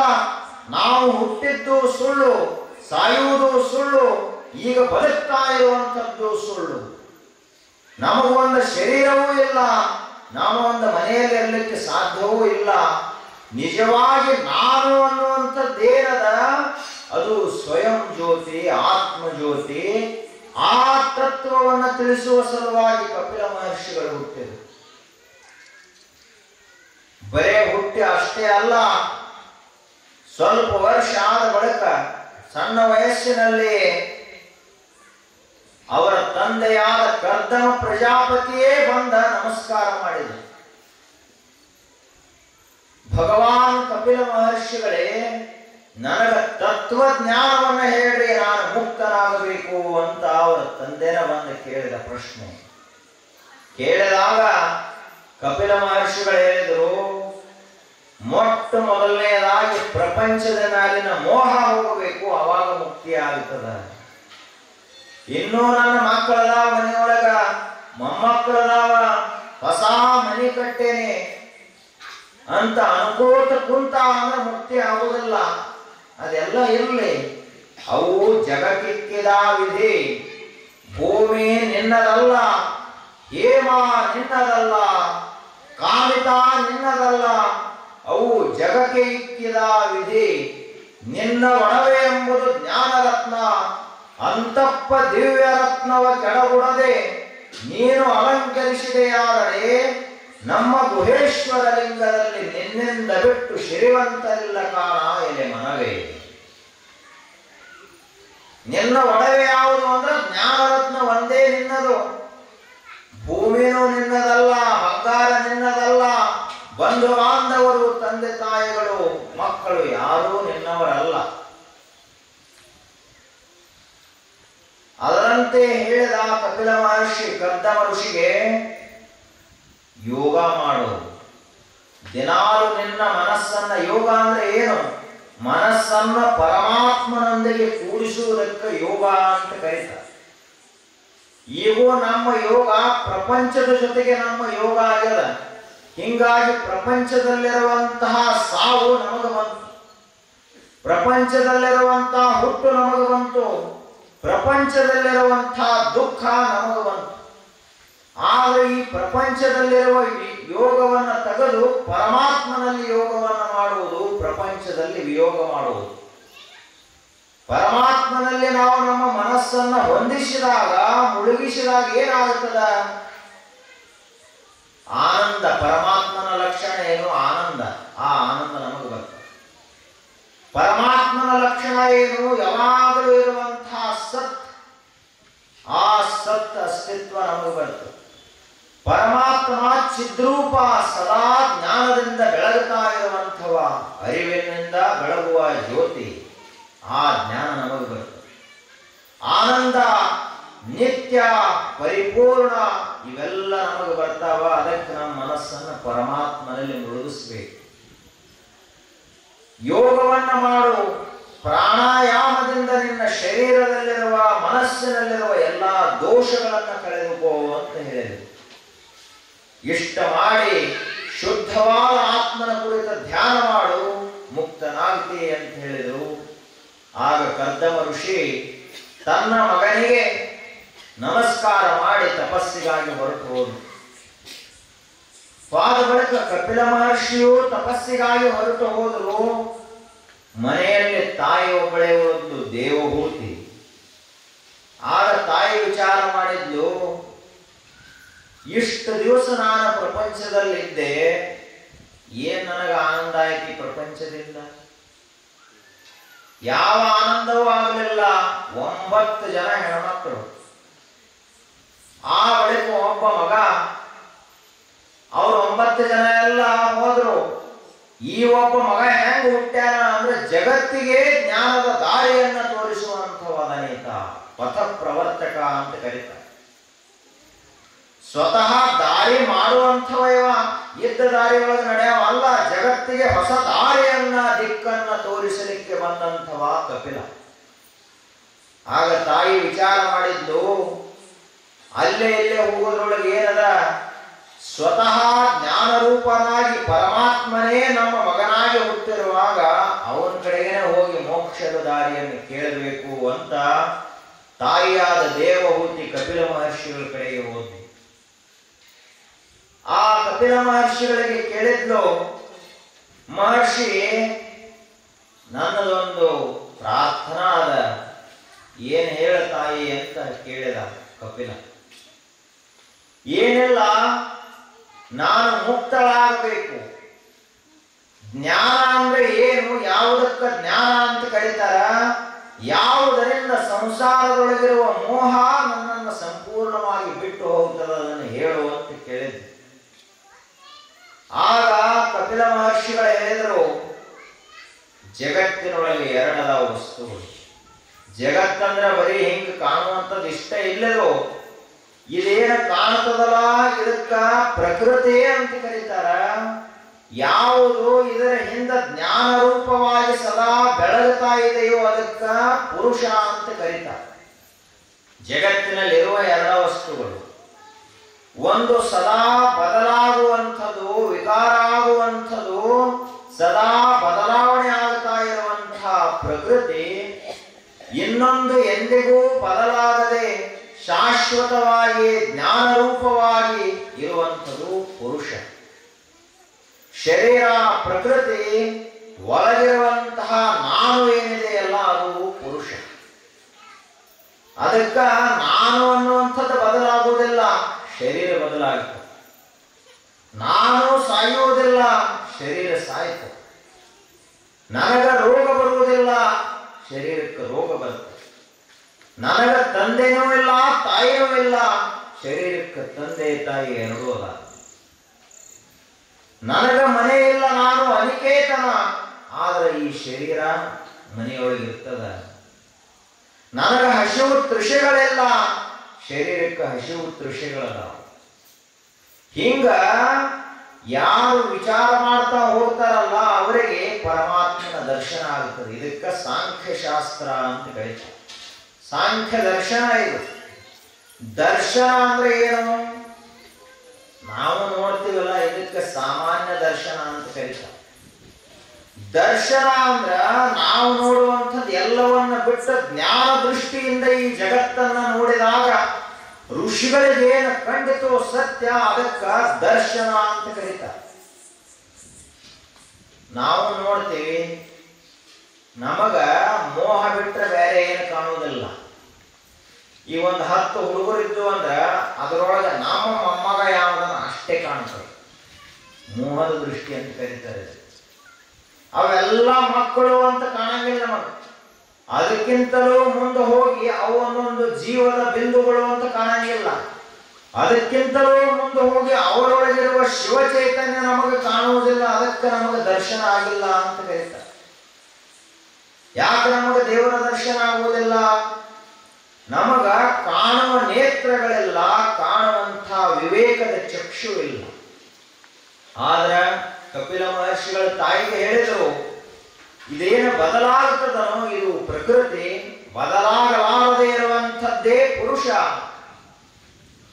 ನೀನು ಪ್ರಕೃತಿ ಅಲ್ಲ, ನೀನು ಪುರುಷ ಚೈತನ್ಯ. ಪುರುಷ ಅಂದ್ರೆ ಬರೀ ಗಂಡು ಅಂತಲ್ಲ, ಪುರುಷ ಅಂದ್ರೆ ಆತ್ಮ ಜ್ಯೋತಿಗೆ ಪುರುಷ ಅನ್ನುವ ಶಬ್ದವನ್ನು ಬಳಸ್ತಾರೆ ಶಾಸ್ತ್ರದಲ್ಲಿ. ಅದನ್ನೇ ಶ್ರೀಮದ್ ಭಗವದ್ಗೀತೆಯಲ್ಲಿ ಹೇಳಿದರು. ಅರ್ಜುನನಿಗೆ ಶ್ರೀಕೃಷ್ಣ ಪರಮಾತ್ಮ ಹೇಳಿದ, ಯಾಕೆ ಅಳ್ತೀವೋ ಅಂತ ಕೇಳಿದ. ದುಃಖ ಯಾಕೆ ಪಡ್ತೀನಿ ನಾನು? ಅಶೋಚ ನನ್ನವಶೋಚಸ್ತ್ವಂ ಪ್ರಜ್ಞಾವಾದಾಂಶ್ಚ ಭಾಷಸೆ ಗತಾಸೂನ್ ಅಗತಾಸೂನ್ ನಾನು ಶೋಚಂತೆ ಪಂಡಿತಾಃ. ಹಿಂದ ಸತ್ತವರಿಗಾಗಿಯೂ ಅಳ್ಳಾಕ್ ಹೋಗಬೇಡ, ಮುಂದೆ ಸಾಯುವವರಿಗಾಗಿಯೂ ಅಳ್ಳಾಕ್ ಹೋಗಬೇಡ. ನಿನ್ನ ಸ್ವರೂಪ, ನಿನ್ನ ಲಕ್ಷಣ, ನಿನ್ನ ವಾಸ್ತವ ಸ್ಥಿತಿ ಅಳುವಂಥದ್ದಲ್ಲ. ಚಿಂತೆ ಭ್ರಾಂತಿಗಳ ನಿನಗಿಲ್ಲ, ನೀನು ಬೇರೆ ಅದೇ, ನಿನ್ನ ಸ್ವರೂಪನೇ ಬೇರೆ ಅದ. ಯಾಕಿಷ್ಟು ದುಃಖ ಪಡ್ತಿ? ಇಲ್ಲ, ನಮ್ಮ ತಂದೆನ ತೀರ್ಕೊಂಡ. ನಿನ್ನ ತಂದೆ ತೀರ್ಕೊಂಡಿಲ್ಲ, ಯಾವುದು ಹುಟ್ಟದಲ್ಲ ಅದು ಸತ್ತು ಹೋಗಿದೆ. ನಿನ್ನ ತಂದೆ ಚೈತನ್ಯ ರೂಪವಾಗಿ ಹಾಗೆ ಇದಾನ. ಅವ ತಂದೆ ಆಗಿಲ್ಲ, ಆತ್ಮ ಜ್ಯೋತಿ ಆಗ್ಯದ. ಅದನ್ನೇ ಹೇಳಿದರು, ನಜಾಯತೆ. ಇದು ಸತ್ಯ. ಮೋಕ್ಷ ಅಂದ್ರೆ ಏನು? ಮೋಕ್ಷದ ಜ್ಞಾನ ಅಂತ ಹೇಳ್ತಾರೆ ಋಷಿಮುನಿಗಳು, ಉಪನಿಷತ್ತ, ಶಾಸ್ತ್ರ. ಆ ಶಾಸ್ತ್ರದ ಸಾರ ಭಗವದ್ಗೀತೆಯ ಬರೀ 2-3 ಶ್ಲೋಕದೊಳಗೆ ಸಿಗುತ್ತದೆ. ನ ಜಾಯತೆ ಅಂದ್ರೆ ನಾನು ಹುಟ್ಟುವಂಥವನಲ್ಲ. ನ ಮ್ರಿಯತೆ ಸಾಯುವಂಥವನು ನಾನಲ್ಲ. ವಾ ಕದಾಚಿತ್ ನಾಯಂ ಭೂತ್ವಾ ಭವಿತಾವಾನ ಭೂಯಃ ಅಜೋ ನಿತ್ಯಃ ಶಾಶ್ವತಃ ಅಯಂ ಪುರಾಣಃ ಅಯಂ ಸನಾತನಃ. ನಾನು ಹುಟ್ಟುವವನು ಅಲ್ಲ, ಸಾಯುವವನು ಅಲ್ಲ. ಮತ್ತು ಹುಟ್ಟುವುದು ಸಾಯುವುದು ಯಾವುದಿದು? ಈ ಭ್ರಮ ಯಾಕೆ ನಮಗೆ ಬಂತು? ಎಲ್ಲ ಮನೆಯೊಳಗ ಜೋಗಳ ಏನು ಹಾಡ್ತಾರಲ್ಲ ಅವರೇ ಚಾಲು ಮಾಡ್ತಾರೆ. ಮೊದಲು ಪ್ರಪಂಚದ ಕಟ್ಟಿ ಕಟ್ಟಿ ಕಟ್ಟಿ ಹಾಡ್ತಾರೆ ಮನ್ಯಾಗ. ಆದ್ರೆ ಯಾವ ತಾಯಿಯು ನೀನು ಆತ್ಮ ಜ್ಯೋತಿ ಅದ ಅಂತ ಜೋಗಳ ಹಾಡುವುದಿಲ್ಲ. ಅದರಂತೆ ಮನೆಯಲ್ಲಿರುವಂಥವರೆಲ್ಲ ಏನ್ ಮಾಡ್ತಾರ? ಪ್ರಪಂಚದ ಸುದ್ದಿಗಳನ್ನ ಮಾತನಾಡ್ತಾರೆ ಹೊರತು ಆತ್ಮವಿದ್ಯೆಯನ್ನು ಹೇಳುವುದಿಲ್ಲ. ಅಜೋ ನಿತ್ಯ ಶಾಶ್ವತಃ ಎಂ ಪುರಾತನಃ. ಆತ್ಮ ಅನ್ನುವಂಥದ್ದು ಹಿಂದಿತ್ತು, ಇವತ್ತಿಲ್ಲ ಅಂತಲ್ಲ, ಇವತ್ತದ ಮುಂದಿರುವುದಿಲ್ಲ ಅಂತೂ ಅಲ್ಲ. ಭೂತ ಭವಿಷ್ಯತ್ ವರ್ತಮಾನ ಕಾಲಗಳಲ್ಲಿ ಮೊದಲು ಮಾಡಿ ಯಾವಾಗಲೂ ಇರುವಂಥದ್ದು ಯಾವುದು? ಅದು ಆತ್ಮಜ್ಯೋತಿ. ಇದೇ ಸತ್ಯ. ಇದಕ್ಕೆ ಆತ್ಮಜ್ಞಾನ ಅಂತ ಕರೀತಾರ. ಇದರ ಅನುಭೂತಿ ನಮಗಾಯ್ತು ಅಂದ್ರೆ ನಾವು ಮುಕ್ತಾದೇವಿ ಅಂತ. ಆದರೂ ನಾವು ಮತ್ತ ಮನೆಗೆ ಹೋದ ಬಳಿಕ ವಿಚಾರ ಮಾಡ್ತೀವಿ, ಏನೋ ಅವರು ಹೇಳಿದ್ರು ನಾವು ಕೇಳಿದೀವಿ, ಆದರೂ ನಿಜವಾಗಿಯೂ ನಾವು ಹುಟ್ಟಿದೀವಲ್ಲ, ಇದ್ಯಾಂಗೆ ಸುಳ್ಳಾಗುತ್ತದ? ಆದರೂ ನಮಗ ರೋಗ ಬಂತಲ್ಲ, ರೋಗರೇ ಹೆಂಗೆ ಸುಳ್ಳಾಗುತ್ತದ? ನಾವು ಸಾಲ ತಗೊಂಡಿಲ್ಲ, ಆ ಸಾಲ ಸುಳ್ಳಾಗುತ್ತದೆ ಹೆಂಗ? ತಗೊಂಡ್ರೆ ಖರೇನೆ ಅದ. ಇದೆಲ್ಲ ಖರೆ ಅದ, ಆದ್ರೆ ವ್ಯಾವಹಾರಿಕ ಸತ್ತಾದೊಳಗೆ ಖರೆ ಅದ. ಪಾರಮಾರ್ಥಿಕ ಸತ್ತಾದೊಳಗೆ ಇದಕ್ಕೆ ಯಾವ ಅಸ್ತಿತ್ವನೇ ಇಲ್ಲ. ಹಂಗ ತಾಯಿಗೆ ಪ್ರಕೃತಿ ಅಂದ್ರೆ ಏನು, ಪುರುಷ ಅಂದ್ರೆ ಏನು ಅದನ್ನೇ ಹೇಳ್ತಾರ ಸಾಂಖ್ಯಶಾಸ್ತ್ರದೊಳಗ. ಮೊದಲ ಮೂಲದಲ್ಲಿರುವಂಥದ್ದು ಪ್ರಕೃತಿ, ಪ್ರಕೃತಿಯಿಂದ ಮಹತ್ತತ್ವ, ಮಹತ್ತತ್ವದಿಂದ ಅಹಂಕಾರ ಅನ್ನುವ ತತ್ವ, ಅಲ್ಲಿಂದ ಶಬ್ದ ತನ್ಮಾತ್ರ, ಸ್ಪರ್ಶ ತನ್ಮಾತ್ರ, ರೂಪ ತನ್ಮಾತ್ರ, ರಸ ತನ್ಮಾತ್ರ, ಗಂಧ ತನ್ಮಾತ್ರ, ಅಲ್ಲಿಂದ ಆಕಾಶಾತ್ ವಾಯು, ವಾಯುರಗ್ನಿ, ಅಗ್ನೇರಾಪಃ, ಆಪಾತ್ ಪೃಥಿವಿ, ಪೃಥಿವ್ಯಾ ಓಷಧಯ, ಓಷಾತ್ ಅನ್ನಂ, ಅನ್ನಾತ್ ಪುರುಷ. ಹಿಂಗ ಇದು ಪ್ರಕೃತಿ ಅನ್ನುವಂಥದ್ದು ಹಿಂಗ ವಿಸ್ತಾರ ಆಕೋತ್ ಬರ್ತದ. ಮೊದಲ ಆಕಾಶ, ಅದಕ್ಕಿಂತ ಮೊದಲ ಸೂಕ್ಷ್ಮ ರಚನಾ ಹೇಳ್ತಾರ. ಮೊದಲ ಆಕಾಶ, ಆಕಾಶದಿಂದ ವಾಯು ಹುಟ್ಟಿತು, ವಾಯುವಿನಿಂದ ಅಗ್ನಿ, ಅಗ್ನಿಯಿಂದ ಜಲ, ಜಲದಿಂದ ಪೃಥ್ವಿ, ಪೃಥ್ವಿಯಿಂದ ಸಕಲ ಸಸ್ಯ ಸಂಪತ್ತು, ವನಸ್ಪತಿಗಳು ಹುಟ್ಟಿದು, ಆ ವನಸ್ಪತಿಗಳನ್ನ ಉಂಡಂಥ ಜೀವಿಗಳು ಹುಟ್ಟಿದು, ಅಲ್ಲಿಂದ ಈ ಶರೀರ ಬಂತು. ಶರೀರದೊಳಗೆ ಮತ್ತೇನೇನಾಯಿತು? ಮೊದಲ ಮನಸ್ಸ, ಬುದ್ಧಿ, ಚಿತ್ತ, ಅಹಂಕಾರ ಇವು ಹುಟ್ಟಿದು. ಅಲ್ಲಿಂದ ಶ್ರೋತ್ರ, ತ್ವಕ್, ನೇತ್ರ, ಜಿಹ್ವಾ, ಘ್ರಾಣಾದಿ ಪಂಚ ಜ್ಞಾನೇಂದ್ರಿಯಗಳು ಹುಟ್ಟಿದು. ಜ್ಞಾನೇಂದ್ರಿಯಗಳಂದ್ರ ಕಣ್ಣ, ಕಿವಿ, ಮೂಗ, ನಾಲಿಗೆ, ಚರ್ಮ. ನಾವು ಜಗತ್ತು ನೋಡ್ಬೇಕಂದ್ರೆ ಇವುಗಳಿಂದಲೇ ನೋಡ್ಬೇಕು. ಯಾರಾದ್ರೂ ಮಾತಾಡಿದ್ರು ಅಂದ್ರೆ ಕಣ್ಣಿನಿಂದ ಕೇಳಕ್ಕಾಗುವುದಿಲ್ಲ, ಕಿವಿಯಿಂದಲೇ ಕೇಳಬೇಕು. ಶಬ್ದ ವಿಷಯಕವಾದ ಜ್ಞಾನ ಕಿವಿಯಿಂದ ಬರ್ತದ. ನೋಡ್ಬೇಕಾದ್ರೆ ಕಿವಿಯಿಂದ ನೋಡುವುದಿಲ್ಲ, ಕಣ್ಣಿನಿಂದ ನೋಡ್ತೇವೆ. ಅದಕ್ಕೆ ಇವುಗಳಿಗೆ ಜ್ಞಾನೇಂದ್ರಿಯಗಳು ಅಂತ ಕರೀತಾರೆ. ಇವು ಜ್ಞಾನೇಂದ್ರಿಯಗಳಾದವು. ಇನ್ನು ಕೆಲಸ ಮಾಡುವಂತಹ ಇಂದ್ರಿಯಗಳು ಯಾವುವು? ವಾಕ್, ಪಾಣಿ, ಪಾದ, ಉಪಸ್ಥ, ಪಾಯು, ಇವು 5 ಕರ್ಮೇಂದ್ರಿಯಗಳು. ಕೈಯ, ಕಾಲ ಏನದಾವಲ್ಲ ಇವೇ ಕರ್ಮೇಂದ್ರಿಯಗಳು. ಹಿಂಗ ಜಗತ್ತ ಸೃಷ್ಟಿಯಾಯಿತು, ಅದರೊಳಗೆ ಈ ಶರೀರನೂ ಸೃಷ್ಟಿಯಾಯಿತು. ಸೃಷ್ಟವಾದಂಥದ್ದ ನೀನಲ್ಲ, ನೀನು ಆತ್ಮಜ್ಯೋತಿ, ಪುರುಷ ಜ್ಯೋತಿ ಅಂತ ತಾಯಿಗೆ ಉಪದೇಶವನ್ನ ಮಾಡಿದ ಕಪಿಲ ಮಹರ್ಷಿ. ನೋಡ್ರಿ, ಎಂಥ ತಾಯಿ ಇರಬಾರದು, ಎಂಥ ಮಗ ಇರಬಾರದು. ಸ್ವತಃ ತಾಯಿ ತಂದೆಗಳಿಗೆ ಬ್ರಹ್ಮವಿದ್ಯೆಯನ್ನು ಉಪದೇಶ ಮಾಡಿದ ಅಂದ್ರೆ ಅವ ಎಂಥ ಮಗ ಇರಬಾರದು, ಎಂಥ ಗುರು ಇರಬಾರದು. ನಿಮ್ಮ ಮನ್ಯಾಗ ಮಕ್ಕಳು ನಿಮ್ಗೆ ಹೇಳಕ್ ಬಂದ್ರಂದ್ರೆ ಬೈದು ಕಳಿಸ್ತೇನೆ ನೀವು. ಆ ಮಕ್ಕಳಿಗೂ ಅಷ್ಟು ಜ್ಞಾನ ಇರಂಗಿಲ್ಲ. ತತ್ವಜ್ಞಾನ ಬೇಕಲ್ಲ, ಸಾಮಾನ್ಯ ಜ್ಞಾನ, ಪುಸ್ತಕದ ಜ್ಞಾನ ಎಲ್ಲರಿಗೂ ಇರ್ತದೆ. ತತ್ವಜ್ಞಾನ ಬೇಕಲ್ಲ, ಅದಿರಂಗಿಲ್ಲ. ಹುಟ್ಟಿ 8 ವರ್ಷ ಆಯಿತು, ಇಂತಹ ತತ್ವಜ್ಞಾನ ನಮ್ಮ ತಲೆಯೊಳಗೆ ದೃಢವಾಗಿ ಉಳಿದದೇನು?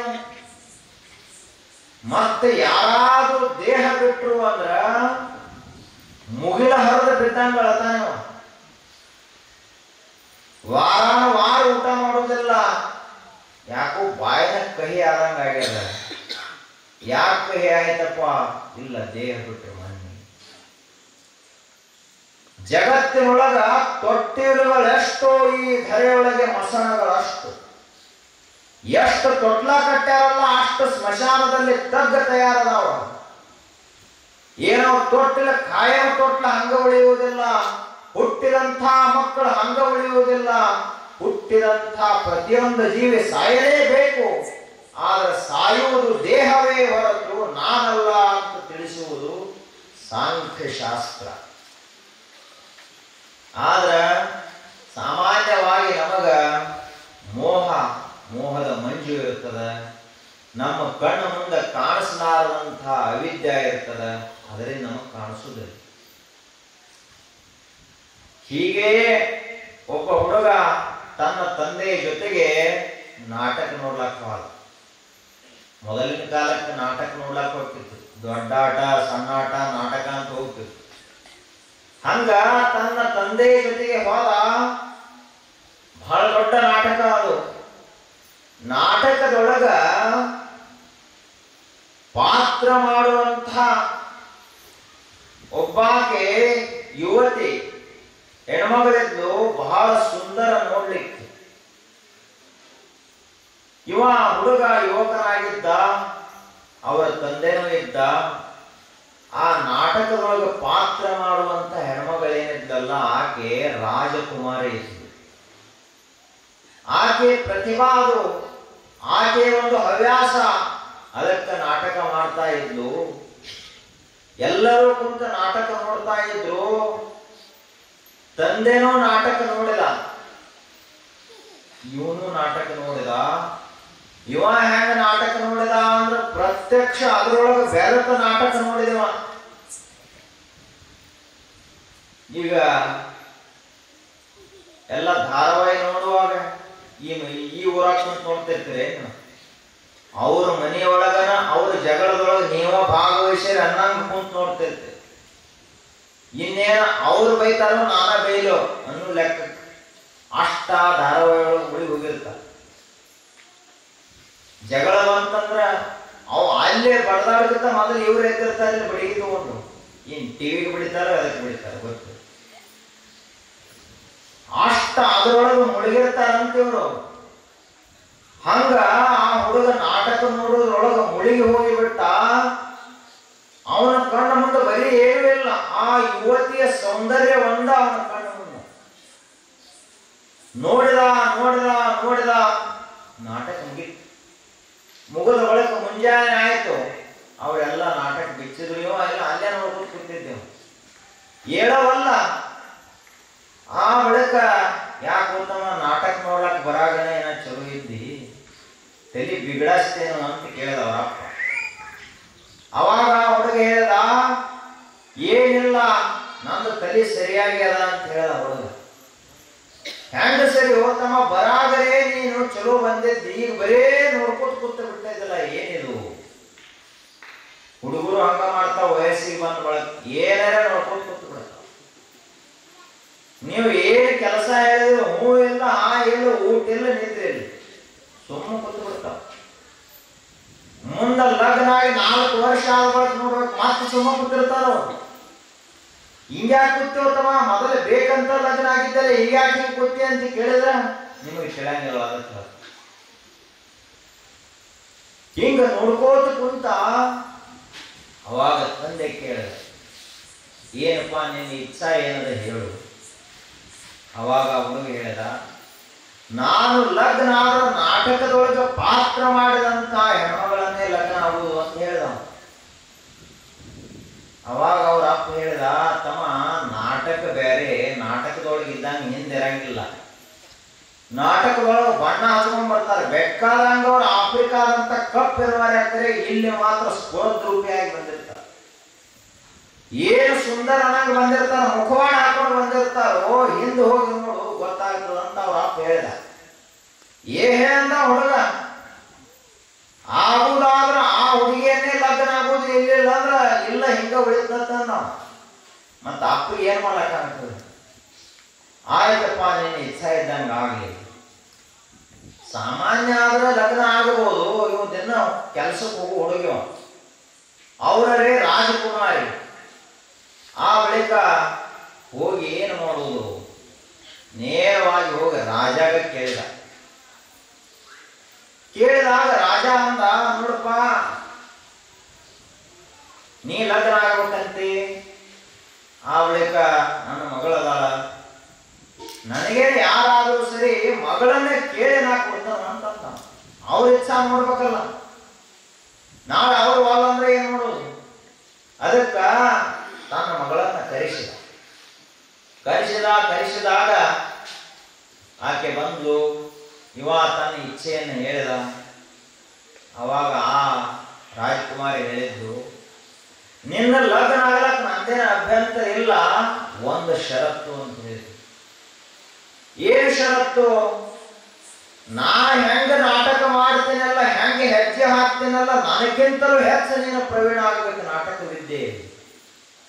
ನನಗಿಂತ ಹೆಚ್ಚು ಹಾಡ್ಲಾಕ ಬರಬೇಕು, ಕುಣಿಲಾಕ ಬರಬೇಕು, ಮಾತಾಡ್ಲಾಕ ಬರಬೇಕು, ಹಾವ ಭಾವಗಳು ಕಲಿಬೇಕು ನೀನು. ಅವಾಗ ನಾ ಲಗ್ನ ಆಗುತ್ತೇನೆ ಅಂತ ಹೇಳಿದ್ದಾಕೆ. ಅವಾಗ ಅವ ಅಂದ, ಆಯ್ತಂದ. ತಲೆಯೊಳಗೆ ಅದ ಕೂತಿತ್ಲ, ಮತ್ತೇನ್ ಮಾಡಕ್ಕಾಗುತ್ತೆ? ಆಯ್ತಂದ. ಅದರಂತೆ ನಾಟಕ ಕಲಿಲಾಕವಾದ. ಕಲಿತಾ ನಾಟಕ ಹೆಂಗ ಮಾಡ್ಲಿಕ್ಕೆ ಹತ್ತ ಅಂದ್ರ, 10 ಊರೊಳಗೆ ನಾಟಕ ನಡೆದಿದ್ರು ಕೂಡ ಎಲ್ಲಾ ಜನ ಇವ್ರ ನಾಟಕ ನೋಡ್ಲಾಕ ಬರಲ್ಲ. ಭೀಮ ಅಂದ್ರ ಆಗಿನ ಭೀಮ ಏನ್ ಮಾತಾಡ್ತಾನೆ, ಅವನಿಗೆ ಬಾರಿ ಮಾತಾಡ್ತಿದ್ದೆ. ರಾವಣ ಅಂದ್ರ ಮುಂದೆ ಕೂತವ್ರಿಗೆ ಸಿಟ್ಟು ಬರ್ಬೇಕು. ನಾಟಕ ಮಾಡೋದಂದ್ರೆ ಎದಕ್ಕೆ ಕರೀತಾರೆ? ಸುಮ್ಮ ನಾಟಕ ಮಾಡೋದು ಅಲ್ಲದು. ದ್ರೌಪದಿ ಪಾಠ ಮಾಡಿದ್ರೆ ದ್ರೌಪದಿನ ಇದ್ದಂಗ ಅನಿಸ್ಬೇಕು, ಅದಕ್ಕೆ ದ್ರೌಪದಿ ನಾಟಕ ಅಂತ ಕರೀತಾರೆ. ರಾಮ ಅಂದ್ರ ರಾಮನಂಗ, ರಾವಣ ಅಂದ್ರ ರಾವಣನಂಗ. ಹಂಗ ನಾಟಕ ಕಲಿತ. ಈ ಕಡೆ ಸ್ತ್ರೀ ವೇಷ ಹಾಕಿದ ಅಂದ್ರ ಹೆಣ್ಮಕ್ಕಳ ಜೊತೆ ಆ ರೀತಿ ಪಾತ್ರ ಮಾಡ್ತಿದ್ದ, ಪುರುಷ ವೇಷ ಹಾಕಿದ್ರ ಹಂಗ ಮಾಡ್ತಿದ್ದ. ನಡೀತ ನಾಟಕ ಒಂದು ದಿವಸ ಹಾಡುವುದು ಅಷ್ಟೇ ಸುಂದರ ಹಾಡುತ್ತಿದ್ದ, ಹಾವ ಭಾವಗಳಲ್ಲಿ ವ್ಯತ್ಯಾಸ ಆಗುತ್ತಿರಲಿಲ್ಲ. ಇದು ನಡೀತು. ನಡೆದ ಬಳಿಕ ರಾಜಕುಮಾರಿಗೆ ಸುದ್ದಿ ಮುಟ್ಟಿತು. ಇಲ್ಲೊಂದು ಮಗ್ಗಲು ಊರೊಳಗೆ ನಾಟಕ ಬಂದದ, ಅದರೊಳಗ ಹುಡುಗಿದ ಪಾತ್ರ ನೋಡಕ್ ಜನ ಬರ್ತಿರ್ಲಿಲ್ಲ, ಆ ಹುಡುಗನ ಪಾತ್ರ ನೋಡಕ್ ಜನ ಬರ್ತಿರ್ಲಿಲ್ಲ. ಅವಾಗ ಯಾವ್ದಾನ ಹುಡುಗ ನೋಡಬೇಕು ಅಂತ ರಾಜಕುಮಾರಿನ ಮಾತು ನಾಟಕ ನೋಡೋದ್ರೊಳಗಾಗಿ ಯಾವ ಹುಡುಗ ಅವತ್ತ ಆ ನಾಟಕ ನೋಡಿ ಬಂದೆ ಕೇಳಿದ್ದಲ್ಲ ಅದೇ ಹುಡುಗ ಇದ್ದ. ಅವಾಗ ರಾಜಕುಮಾರಿ ವಿಚಾರ ಮಾಡಿದ್ದು, ಆಯ್ತು ಷರತ್ ಹಾಕಿದ್ದೆ, ಅದನ್ನ ಕಲ್ತಾನ ಲಗ್ನ ಆಗುದು ಅಂತ ಆಕೆ ನಿರ್ಣಯ ಮಾಡಿದ್ದೆ. ಆದ್ರೆ ಹೋಗಿ ಆಕೆ ಲಗ್ನ ಆಗುವಂತ ಕೇಳಿದಾಗ ಅವನ ಹುಡುಗ ಒಂದು ಕ್ಷಣ ವಿಚಾರ ಮಾಡಿದ. ಎಲ್ಲ ರಾಜ ಇದ್ದ, ಅವರ ತಂದೆ ಇದ್ದ, ಎಲ್ಲ ಪ್ರಜೆಗಳು ಮಂತ್ರಿಗಳು ಎಲ್ಲರೂ ಇದ್ರು. ವಿಚಾರ ಮಾಡಿದ. ಅವ ಅಂದ, ನಾನು ಭೀಮನ ಮಾತುಗಳನ್ನು ಕಲ್ತೀನಿ, ರಾವಣನ ಮಾತುಗಳನ್ನು ಕಲಿತೆ, ದುರ್ಯೋಧನ, ದುಶ್ಯಾಸನ, ಅರ್ಜುನ, ಕರ್ಣ, ಭೀಷ್ಮ, ಈ ಕಡೆ ದ್ರೌಪದಿ, ಸೀತಾ, ಮಂಡೋದರಿ, ಅವಳಿಕ ಹಿಡಿಂಬ, ಎಲ್ಲ ಬೇರೆ ಬೇರೆ ನಾಟಕಗಳನ್ನ, ಆ ಪಾತ್ರಗಳ ಮಾತುಗಳನ್ನ ಕಲಿತೆ. ಆದ್ರೆ ಇವತ್ತು ನಿಜವಾಗಿಯೂ ನನಗೆ ಭ್ರಮ ಆದಂಗ ಆಯ್ತು.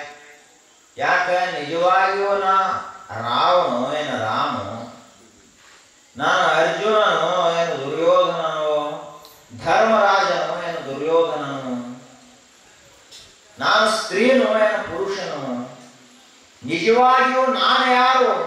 ಇಷ್ಟೆಲ್ಲ ಮಾತುಗಳನ್ನಾಡುವಂಥ ನಾನು ಯಾರು? ಆ ಪ್ರಶ್ನೆ ಹುಟ್ಟಿತವನಿಗೆ. ಅವಾಗ ಅವ ಹುಡುಗಂದ, ಈ ಪ್ರಶ್ನೆಗೆ ಉತ್ತರ ಸಿಕ್ಕ ಬಳಿಕ ಲಗ್ನ ಅಂತಂದ. ಅವಾಗ ರಾಜಕುಮಾರಿ ಅಂದು, ಮತ್ತೆ ಇಷ್ಟೆಲ್ಲ ಪ್ರಯತ್ನ ಯಾಕೆ ಮಾಡಿದೆ ಅಂತ ಕೇಳಿದ್ದು. ಅವ ಅಂದ, ಪ್ರಯತ್ನ ಮಾಡಲಾರದನ ಒಂದು ದೊಡ್ಡದು ಸಿಗುವುದಿಲ್ಲ. ಇಷ್ಟು ಪ್ರಯತ್ನ ಮಾಡಿದ್ದಕ್ಕ ನೀ ಸಿಗ್ತಿ ಅಂತ ನಾ ಮಾಡಿದ್ದೆ, ಆದ್ರೆ ಪರಮಾತ್ಮನ ಇಚ್ಛೆ ಬೇರೆ ಅದ, ಹೋಗ್ತೀನಿ ಅಂತ ಹೋಗ್ಬಿಟ್ಟು.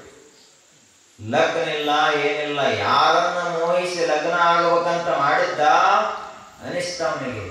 ರಾಜಕುಮಾರಿ ಯಾರು? ಸ್ವತಃ ನಾ ಯಾರು? ಶರೀರ ಏನಿದು? ಹಿಂಗ ವಿವೇಕ ಅವನಲ್ಲಿ ಹುಟ್ಟಿತು. ವಿಚಾರ ಮಾಡ್ತಾ ಮಾಡ್ತಾ ಕುಂತ ಒಬ್ಬ ದೊಡ್ಡ ಮಹಾತ್ಮನಾದ. ನಾಟಕ ನೋಡ್ಲಾಕ್ ಹೋಗಿ ಲಗ್ನ ಆಗ್ಬೇಕಂತ ಮಾಡಿದ ಹುಡುಗ ಮಹಾತ್ಮನಾದ. ಎದರಿಂದ? ಸಾಂಖ್ಯ ಜ್ಞಾನದಿಂದ. ಮೊದಲ ಮೋಹಿತ ಆಗಿದ್ದ. ಎದರಿಂದ? ಮೋಹದಿಂದ, ಪ್ರಕೃತಿಯ ಮೇಲಿನ ಆಕರ್ಷಣೆಯಿಂದ. ಜಗತ್ತನ್ನ ಮಾಯೆ ಬರೀ ತನ್ನ ಕಿರುಬೆರಳ ತುದಿ ಮೇಲೆ ಕುಣಿಸ್ತ. ನಾನಾ ಅನ್ನುವಂತಹ ರಾಜ ಮಹಾರಾಜರನ್ನೆಲ್ಲ ಕಿರುಬೆರಳ ಮೇಲೆ ಎತ್ತು. ಮಹಾನ್ ಪಂಡಿತರು ಮಾಯೆಯ ಬಲೆಗೆ ಸಿಕ್ಕುವಾದರು. ವಿದ್ವಾಂಸರನ್ನುವಂಥವರೆಲ್ಲ ಮಾಯಾ ಪ್ರವಾಹಕ್ಕೆ ಕೊಚ್ಚಿಕೊಂಡು ಹೋದರು. ಅಷ್ಟು ಬಲಿಷ್ಠ, ಅಷ್ಟು ಆಕರ್ಷಣೀಯ ಈ ಪ್ರಪಂಚ. ಅದನ್ನೇ ಹೇಳ್ತಾರೆ. ಒಂದು ಕಡೆಗೆ ಶಿವ ಪಾರ್ವತಿ ಒಂದ್ಸಾರಿ ಹೀಗೆ ಕುಂತಿದ್ರು. ಅವಾಗ ಶಿವ ಅಂದ, ಜ್ಞಾನದ ಪ್ರಭಾವನ ಹೆಚ್ಚದ ಜಗತ್ತಿನೊಳಗ ಶಿವ ಅಂದ. ಪಾರ್ವತಿ ಹೇಳಿದ್ಲು, ನೀವು ಹೇಳುದು ಪಕ್ಕ ಸುಳ್ಳು ಇರ್ತಂತ. ಪಾರ್ವತಿ ಹೆಂಗ? ನಿಂದ ಶಕ್ತಿ ನೀ ಪ್ರಯೋಗ ಮಾಡು, ನನ್ನ ಶಕ್ತಿ ನಾ ಪ್ರಯೋಗ ಮಾಡ್ತು ಅಂತ ಪಾರ್ವತಿ. ಆಯ್ತು, ಶಿವ ಬಂದು ಇದೇ ಬ್ರಹ್ಮ ವೇದಿಕೆ ಮೇಲೆ ಕೂತ ಶಿವ ಬಂದಾನಂದ್ರೆ ಏನದ? ಇಡೀ ಈ ಊರೆಲ್ಲ ಸುತ್ತೂರು ಎಲ್ಲಾ ಜಿಲ್ಲಾದ ಮಂದಿ ಎಲ್ಲ ಬಂತ ಪ್ರವಚನ ಕೇಳಾಕ. ಶಿವ ಎಲ್ಲಿ ನಾವು ಶ್ರೀಶೈಲಕ್ಕೆ ಹೋದ್ರೆ ಭೇಟಿ ಆಗ್ಲಾರಂತವ, ಕೇದಾರಕ್ಕೆ ಹೋದ್ರೆ ಭೇಟಿ ಆಗ್ಲಾರಂತವ, ಸ್ವತಃ ನಮ್ಮ ಊರಾಗ ಪ್ರವಚನ ಹೇಳಕ್ ಬಂದಾನಂದ್ರೆ ಹೆಂಗ? ಎಲ್ಲರೂ ಬಂದು ಕೇಳಾಕ ತುಂಬಿ ಹೋದ ಜಾಗ ಪೂರ್ಣ. ಆ ಬಳಿಕ ಪಾರ್ವತಿ ಬಂದು ಒಂದು ವಾರ ಆದ ಬಳಿಕ ಊರಾಗ ನಾಟಕ ಚಾಲುವ. ಏನು ನಾಟಕ ಅದು? ಅಲ್ಲೇ ನಾಟಕದ ಮಗ್ಗಲದಲ್ಲಿಯೇ ಒಂದು ದೊಡ್ಡ ಹೋಟೆಲ್. ಏನು ಅಡಿಗರು ಬರೀ ಏನು ಬಜಿ ಮಾಡ್ತಿದ್ರು, ಬರೀ ಬಜಿ ತಿನ್ನಕ್ ಹೋಗ್ಬೇಕು ಜನ. ಎಂಥ ಜಿಲೇಬಿಗಳು! ಏನು ಜಿಲೇಬಿ! ಏನು ಚಾ ಮಾಡ್ತಿದ್ರು, ಇಂಥ ತಂಡೆ ಒಳಗೆ ಬಿಸಿ ಬಿಸಿ ಚಾ. ಬರೀ ಚಾ ಕುಡಿದ್ರೆ ಸಾಕು, ತಲೆ ಒಳಗೆ ದಿಮ್ ಇಳಿದು ಹೋಗ್ಬೋದು ಅಂತ ಚಾ. ಈ ಊರಾಗ ಅಂತ ಚಾ ಮಾಡೋದಿಲ್ಲ. ಹಿಂಗ ನಾನಾ ಪ್ರಕಾರದ ಒಂದು ವೈಭವ ನಡೀತು, ನಾಟಕ ನಡೀತು, ಹಾಡ, ಎಲ್ಲಾ ಸಂಗೀತ, ನೃತ್ಯ ಎಲ್ಲ ನಡೀತು. ನಡೆದ ಬಳಿಕ ಹಿಂದಿನ ಮುತ್ಯಾಗಳು ಹೋದರವರು. ಇಲ್ಲಿ ಶಿವ ಮತ್ ನಾಳೆ ಪ್ರವಚನ ಹೇಳಕ್ ಹಿಂಗ ಒಬ್ಬೊಬ್ರು ಸಣ್ಣವರು ಹಾದ್ರು, ದೊಡ್ಡವರು ಹಾದ್ರು, ಎಲ್ಲರೂ ಹಾದ್ರು. ಕೊನೆಗೆ ಶಿವ ಒಬ್ಬನೇ ಉಳಿದ. ಅವ ಅಂದ, ಜಗತ್ತಿನೊಳಗ ಜ್ಞಾನಕ್ಕಿಂತಲೂ ಮಾಯೆಯ ಪ್ರಭಾವ ಅಧಿಕ ಅದ ಅಂತ ಶಿವಾಗ ಅವಾಗ ಗೊತ್ತಾಗ. ಹಂಗ ಪ್ರಕೃತಿ ಅಂದ್ರೆ ಅಷ್ಟ ಆಕರ್ಷಣೀಯ. ಆದ್ರೆ ಕೊನೆಗೆ ಉಳಿಯುವ ಸತ್ಯ ಯಾವುದು ಅಂದ್ರೆ ಪುರುಷ, ಸತ್ಯ ಯಾವುದು ಅಂದ್ರೆ ಆತ್ಮ ಚೈತನ್ಯ. ಅದನ್ನ ತಿಳಿಸಿದಂತ ಮಹಾಮಹರ್ಷಿಗಳು ಕಪಿಲ ಮಹರ್ಷಿಗಳು. ಹೀಗೆ ಒಂದು ಸಾರಿ ತಪಸ್ಸಿನಲ್ಲಿ ಮುಳುಗಿ ಪಾತಾಳ ಲೋಕದಲ್ಲಿ ಒಂದು ನದಿಯ ತೀರದಲ್ಲಿ ಕುಂತಿದ್ದು. ಅಯೋಧ್ಯೆಯನ್ನು ಆವಾಗ ಸಗರ ಅನ್ನುವ ಮಹಾರಾಜ ಆಳ್ತಾ ಇದ್ದ. ಅವನಿಗೆ 60,000 ಮಕ್ಕಳಿದ್ದು. ಅವ ಅಶ್ವಮೇಧ ಯಾಗವನ್ನು ಮಾಡಿದ, 99 ಅಶ್ವಮೇಧ ಮಾಡಿದ. ಇನ್ನೊಂದು ಮಾಡಿದ್ದ ಅಂದ್ರೆ ದೇವಲೋಕಕ್ಕೆ ಇಂದ್ರನಾಗ್ತಿದ್ದ. ಆದ್ರ ಇಂದ್ರಗೆ ಚಿಂತೆ ಆಗಿ ಏನು ಯಜ್ಞಕ್ಕೆ ಕುದುರೆ ಬಿಟ್ಟಿದ್ದ, ಆ ಕುದುರೆಯನ್ನೇ ತಗೊಂಡು ಹೋಗ್ಬಿಟ್ಟ. ಕುದುರೆ ಎಲ್ಲಿ ಹೋತಂತ ಅವ್ರ ಮಕ್ಕಳೆಲ್ಲ ಹುಡುಕಾಟಕ್ಕೆ ಪ್ರಾರಂಭ ಮಾಡಿದ್ರು. ಎಲ್ಲೂ ಸಿಗಲಿಲ್ಲ ಕುದುರೆ. ಪಾತಾಳ ಲೋಕಕ್ಕೆ ಹೋಗಿ ನೋಡಿದ್ರ ಕಪಿಲ ಮಹರ್ಷಿಗಳ ಆಶ್ರಮದ ಸುತ್ತನ ಕುದುರೆ ಮೇಲೆ ಕಟ್ಟಿದ್ರು. ಅವಾಗ ಅವರಂದ್ರು, ಇದೇ ಕಪಿಲ ಮಹರ್ಷಿಗಳು ನಮ್ಮ ಕುದುರೆಯನ್ನ ಕಳ್ಳತನ ಮಾಡಿ ತಂದಾಯವರು ಅಂತ ಅವರು ಸಗರ ಪುತ್ರರು. ಇಷ್ಟ ಮಾಡಿ ಅವರನ್ನ ಕಳ್ಳ ಅಂತ ಎಳ್ಕೊಂಡು ಹೋಗ್ಬೇಕಂತ ಮಾಡಿದ್ರು. ಕಪಿಲ ಮಹರ್ಷಿಗಳಂದ್ರ ಸಾಮಾನ್ಯವೇ? ಸಾಕ್ಷಾತ್ ಪರಮಾತ್ಮನ ಅವತಾರ. ಕಣ್ಣು ತೆಗೆದು ಏನು ನೋಡಿದ್ರು 60,000 ಮಕ್ಕಳೆಲ್ಲ ಸುಟ್ಟು ಬೂದಿಯಾದ. ಎಂಥ ತಪಸ್ಸಿನ ತಾಕತ್ತಿರಬಾರದು. ಎಲ್ಲಾ ಸುಟ್ಟು ಹಾದರು. ಪಾದ ಬಳಕ ಮಕ್ಕಳೆಲ್ಲ ಎಲ್ಲಿ ಹೋದ್ರು ಅಂತ ನೋಡು ಸಲುವಾಗಿ ಮೊಮ್ಮಗನಾದ ಅಂಶುಮಂತನನ್ನ ಕಳಿಸಿದ ಸಗರ ಮಹಾರಾಜ. ಅಂಶುಮಂತ ಬಂದು ನೋಡಿದ, ಎಲ್ಲ ಸುಟ್ಟು ಹೋಗಿದ್ರು. ಅವಾಗ ಕಪಿಲ ಮಹರ್ಷಿಗೆ ನಮಸ್ಕಾರ ಮಾಡಿ, ಇವರಿಗೆ ಶಾಂತಿ ಸಿಗಬೇಕಾದ್ರೆ ಏನ್ ಮಾಡಬೇಕು ಅಂತ ಕೇಳಿದ. ಏನೂ ಇಲ್ಲ, ಇವರಿಗೆ ಶಾಂತಿ ಸಿಗಬೇಕಾಗಿತ್ತು ಅಂದ್ರ ಶಿವನ ಜಡೆಯಲ್ಲಿರುವಂತಹ ಗಂಗೆಯನ್ನ ಭೂಲೋಕಕ್ಕೆ ತಂದು ಹರಿಸಬೇಕು. ದೇವಗಂಗೆಯನ್ನ ಭೂಲೋಕಕ್ಕೆ ತಂದು ಹರಿಸಿದಾಗ ನಿನ್ನ ತಂದೆ ತಾಯಂದರಿಗೆ ಮುಕ್ತಿ ಸಿಗ್ತದ ಅಂತ ಹೇಳಿದ. ಅವನೆಂದೂ ಆಗಲಿಲ್ಲ. ಅಂಶುಮಂತನ ಮಗ ಭಗೀರಥ ಮಹರ್ಷಿ ತಪಸ್ಸನ್ನ ಮಾಡಿ ದೇವಲೋಕದಿಂದ ಗಂಗೆಯನ್ನು ತಂದು ಹರಿಸಿದಾಗ ಸಗರ ಪುತ್ರರ 60,000 ಮಂದಿಗೆ ಶಾಂತಿ ಮುಕ್ತಿ ಸಿಕ್ತು. ಅಂತ ಮಹಾಜ್ಞಾನಿ ಮಹಾ ತಪಸ್ವಿ ಸಾಂಖ್ಯ ದರ್ಶನದ ಪ್ರವಕ್ತಾರ ಆತ್ಮವಿದ್ಯೆಯ ಹರಿಕಾರ ಯಾರು ಅಂದ್ರೆ ಸಾಂಖ್ಯ ಮಹರ್ಷಿ. ಸಿದ್ಧಾರಾಂ ಕಪಿಲೋ ಮುನಿ ಅಂತ ಭಗವದ್ಗೀತೆಯಲ್ಲಿ ಕೃಷ್ಣ ಪರಮಾತ್ಮ ಹೇಳಿದ. ಜಗತ್ತಿನಲ್ಲಿ ಎಷ್ಟು ಜನ ಸಿದ್ಧರಿರಲಿ, ಆ ಎಲ್ಲ ಸಿದ್ಧರಲ್ಲಿ ನಾನು ಕಪಿಲ ಮುನಿಯಾಗಿದ್ದೇನೆ ಅಂತ ಕಪಿಲ ಮಹರ್ಷಿಗಳು ನಮ್ಮೆಲ್ಲರಿಗೆ ಆತ್ಮವಿದ್ಯೆಯ ಜ್ಞಾನವನ್ನು ಕೊಟ್ಟು ಕರುಣಿಸಲಿ ಅಂತ ಪ್ರಾರ್ಥಿಸಿ 4 ನುಡಿಗಳು ಸದ್ಗುರು ಚರಣಕ್ಕೆ ಸಮರ್ಪಣೆ.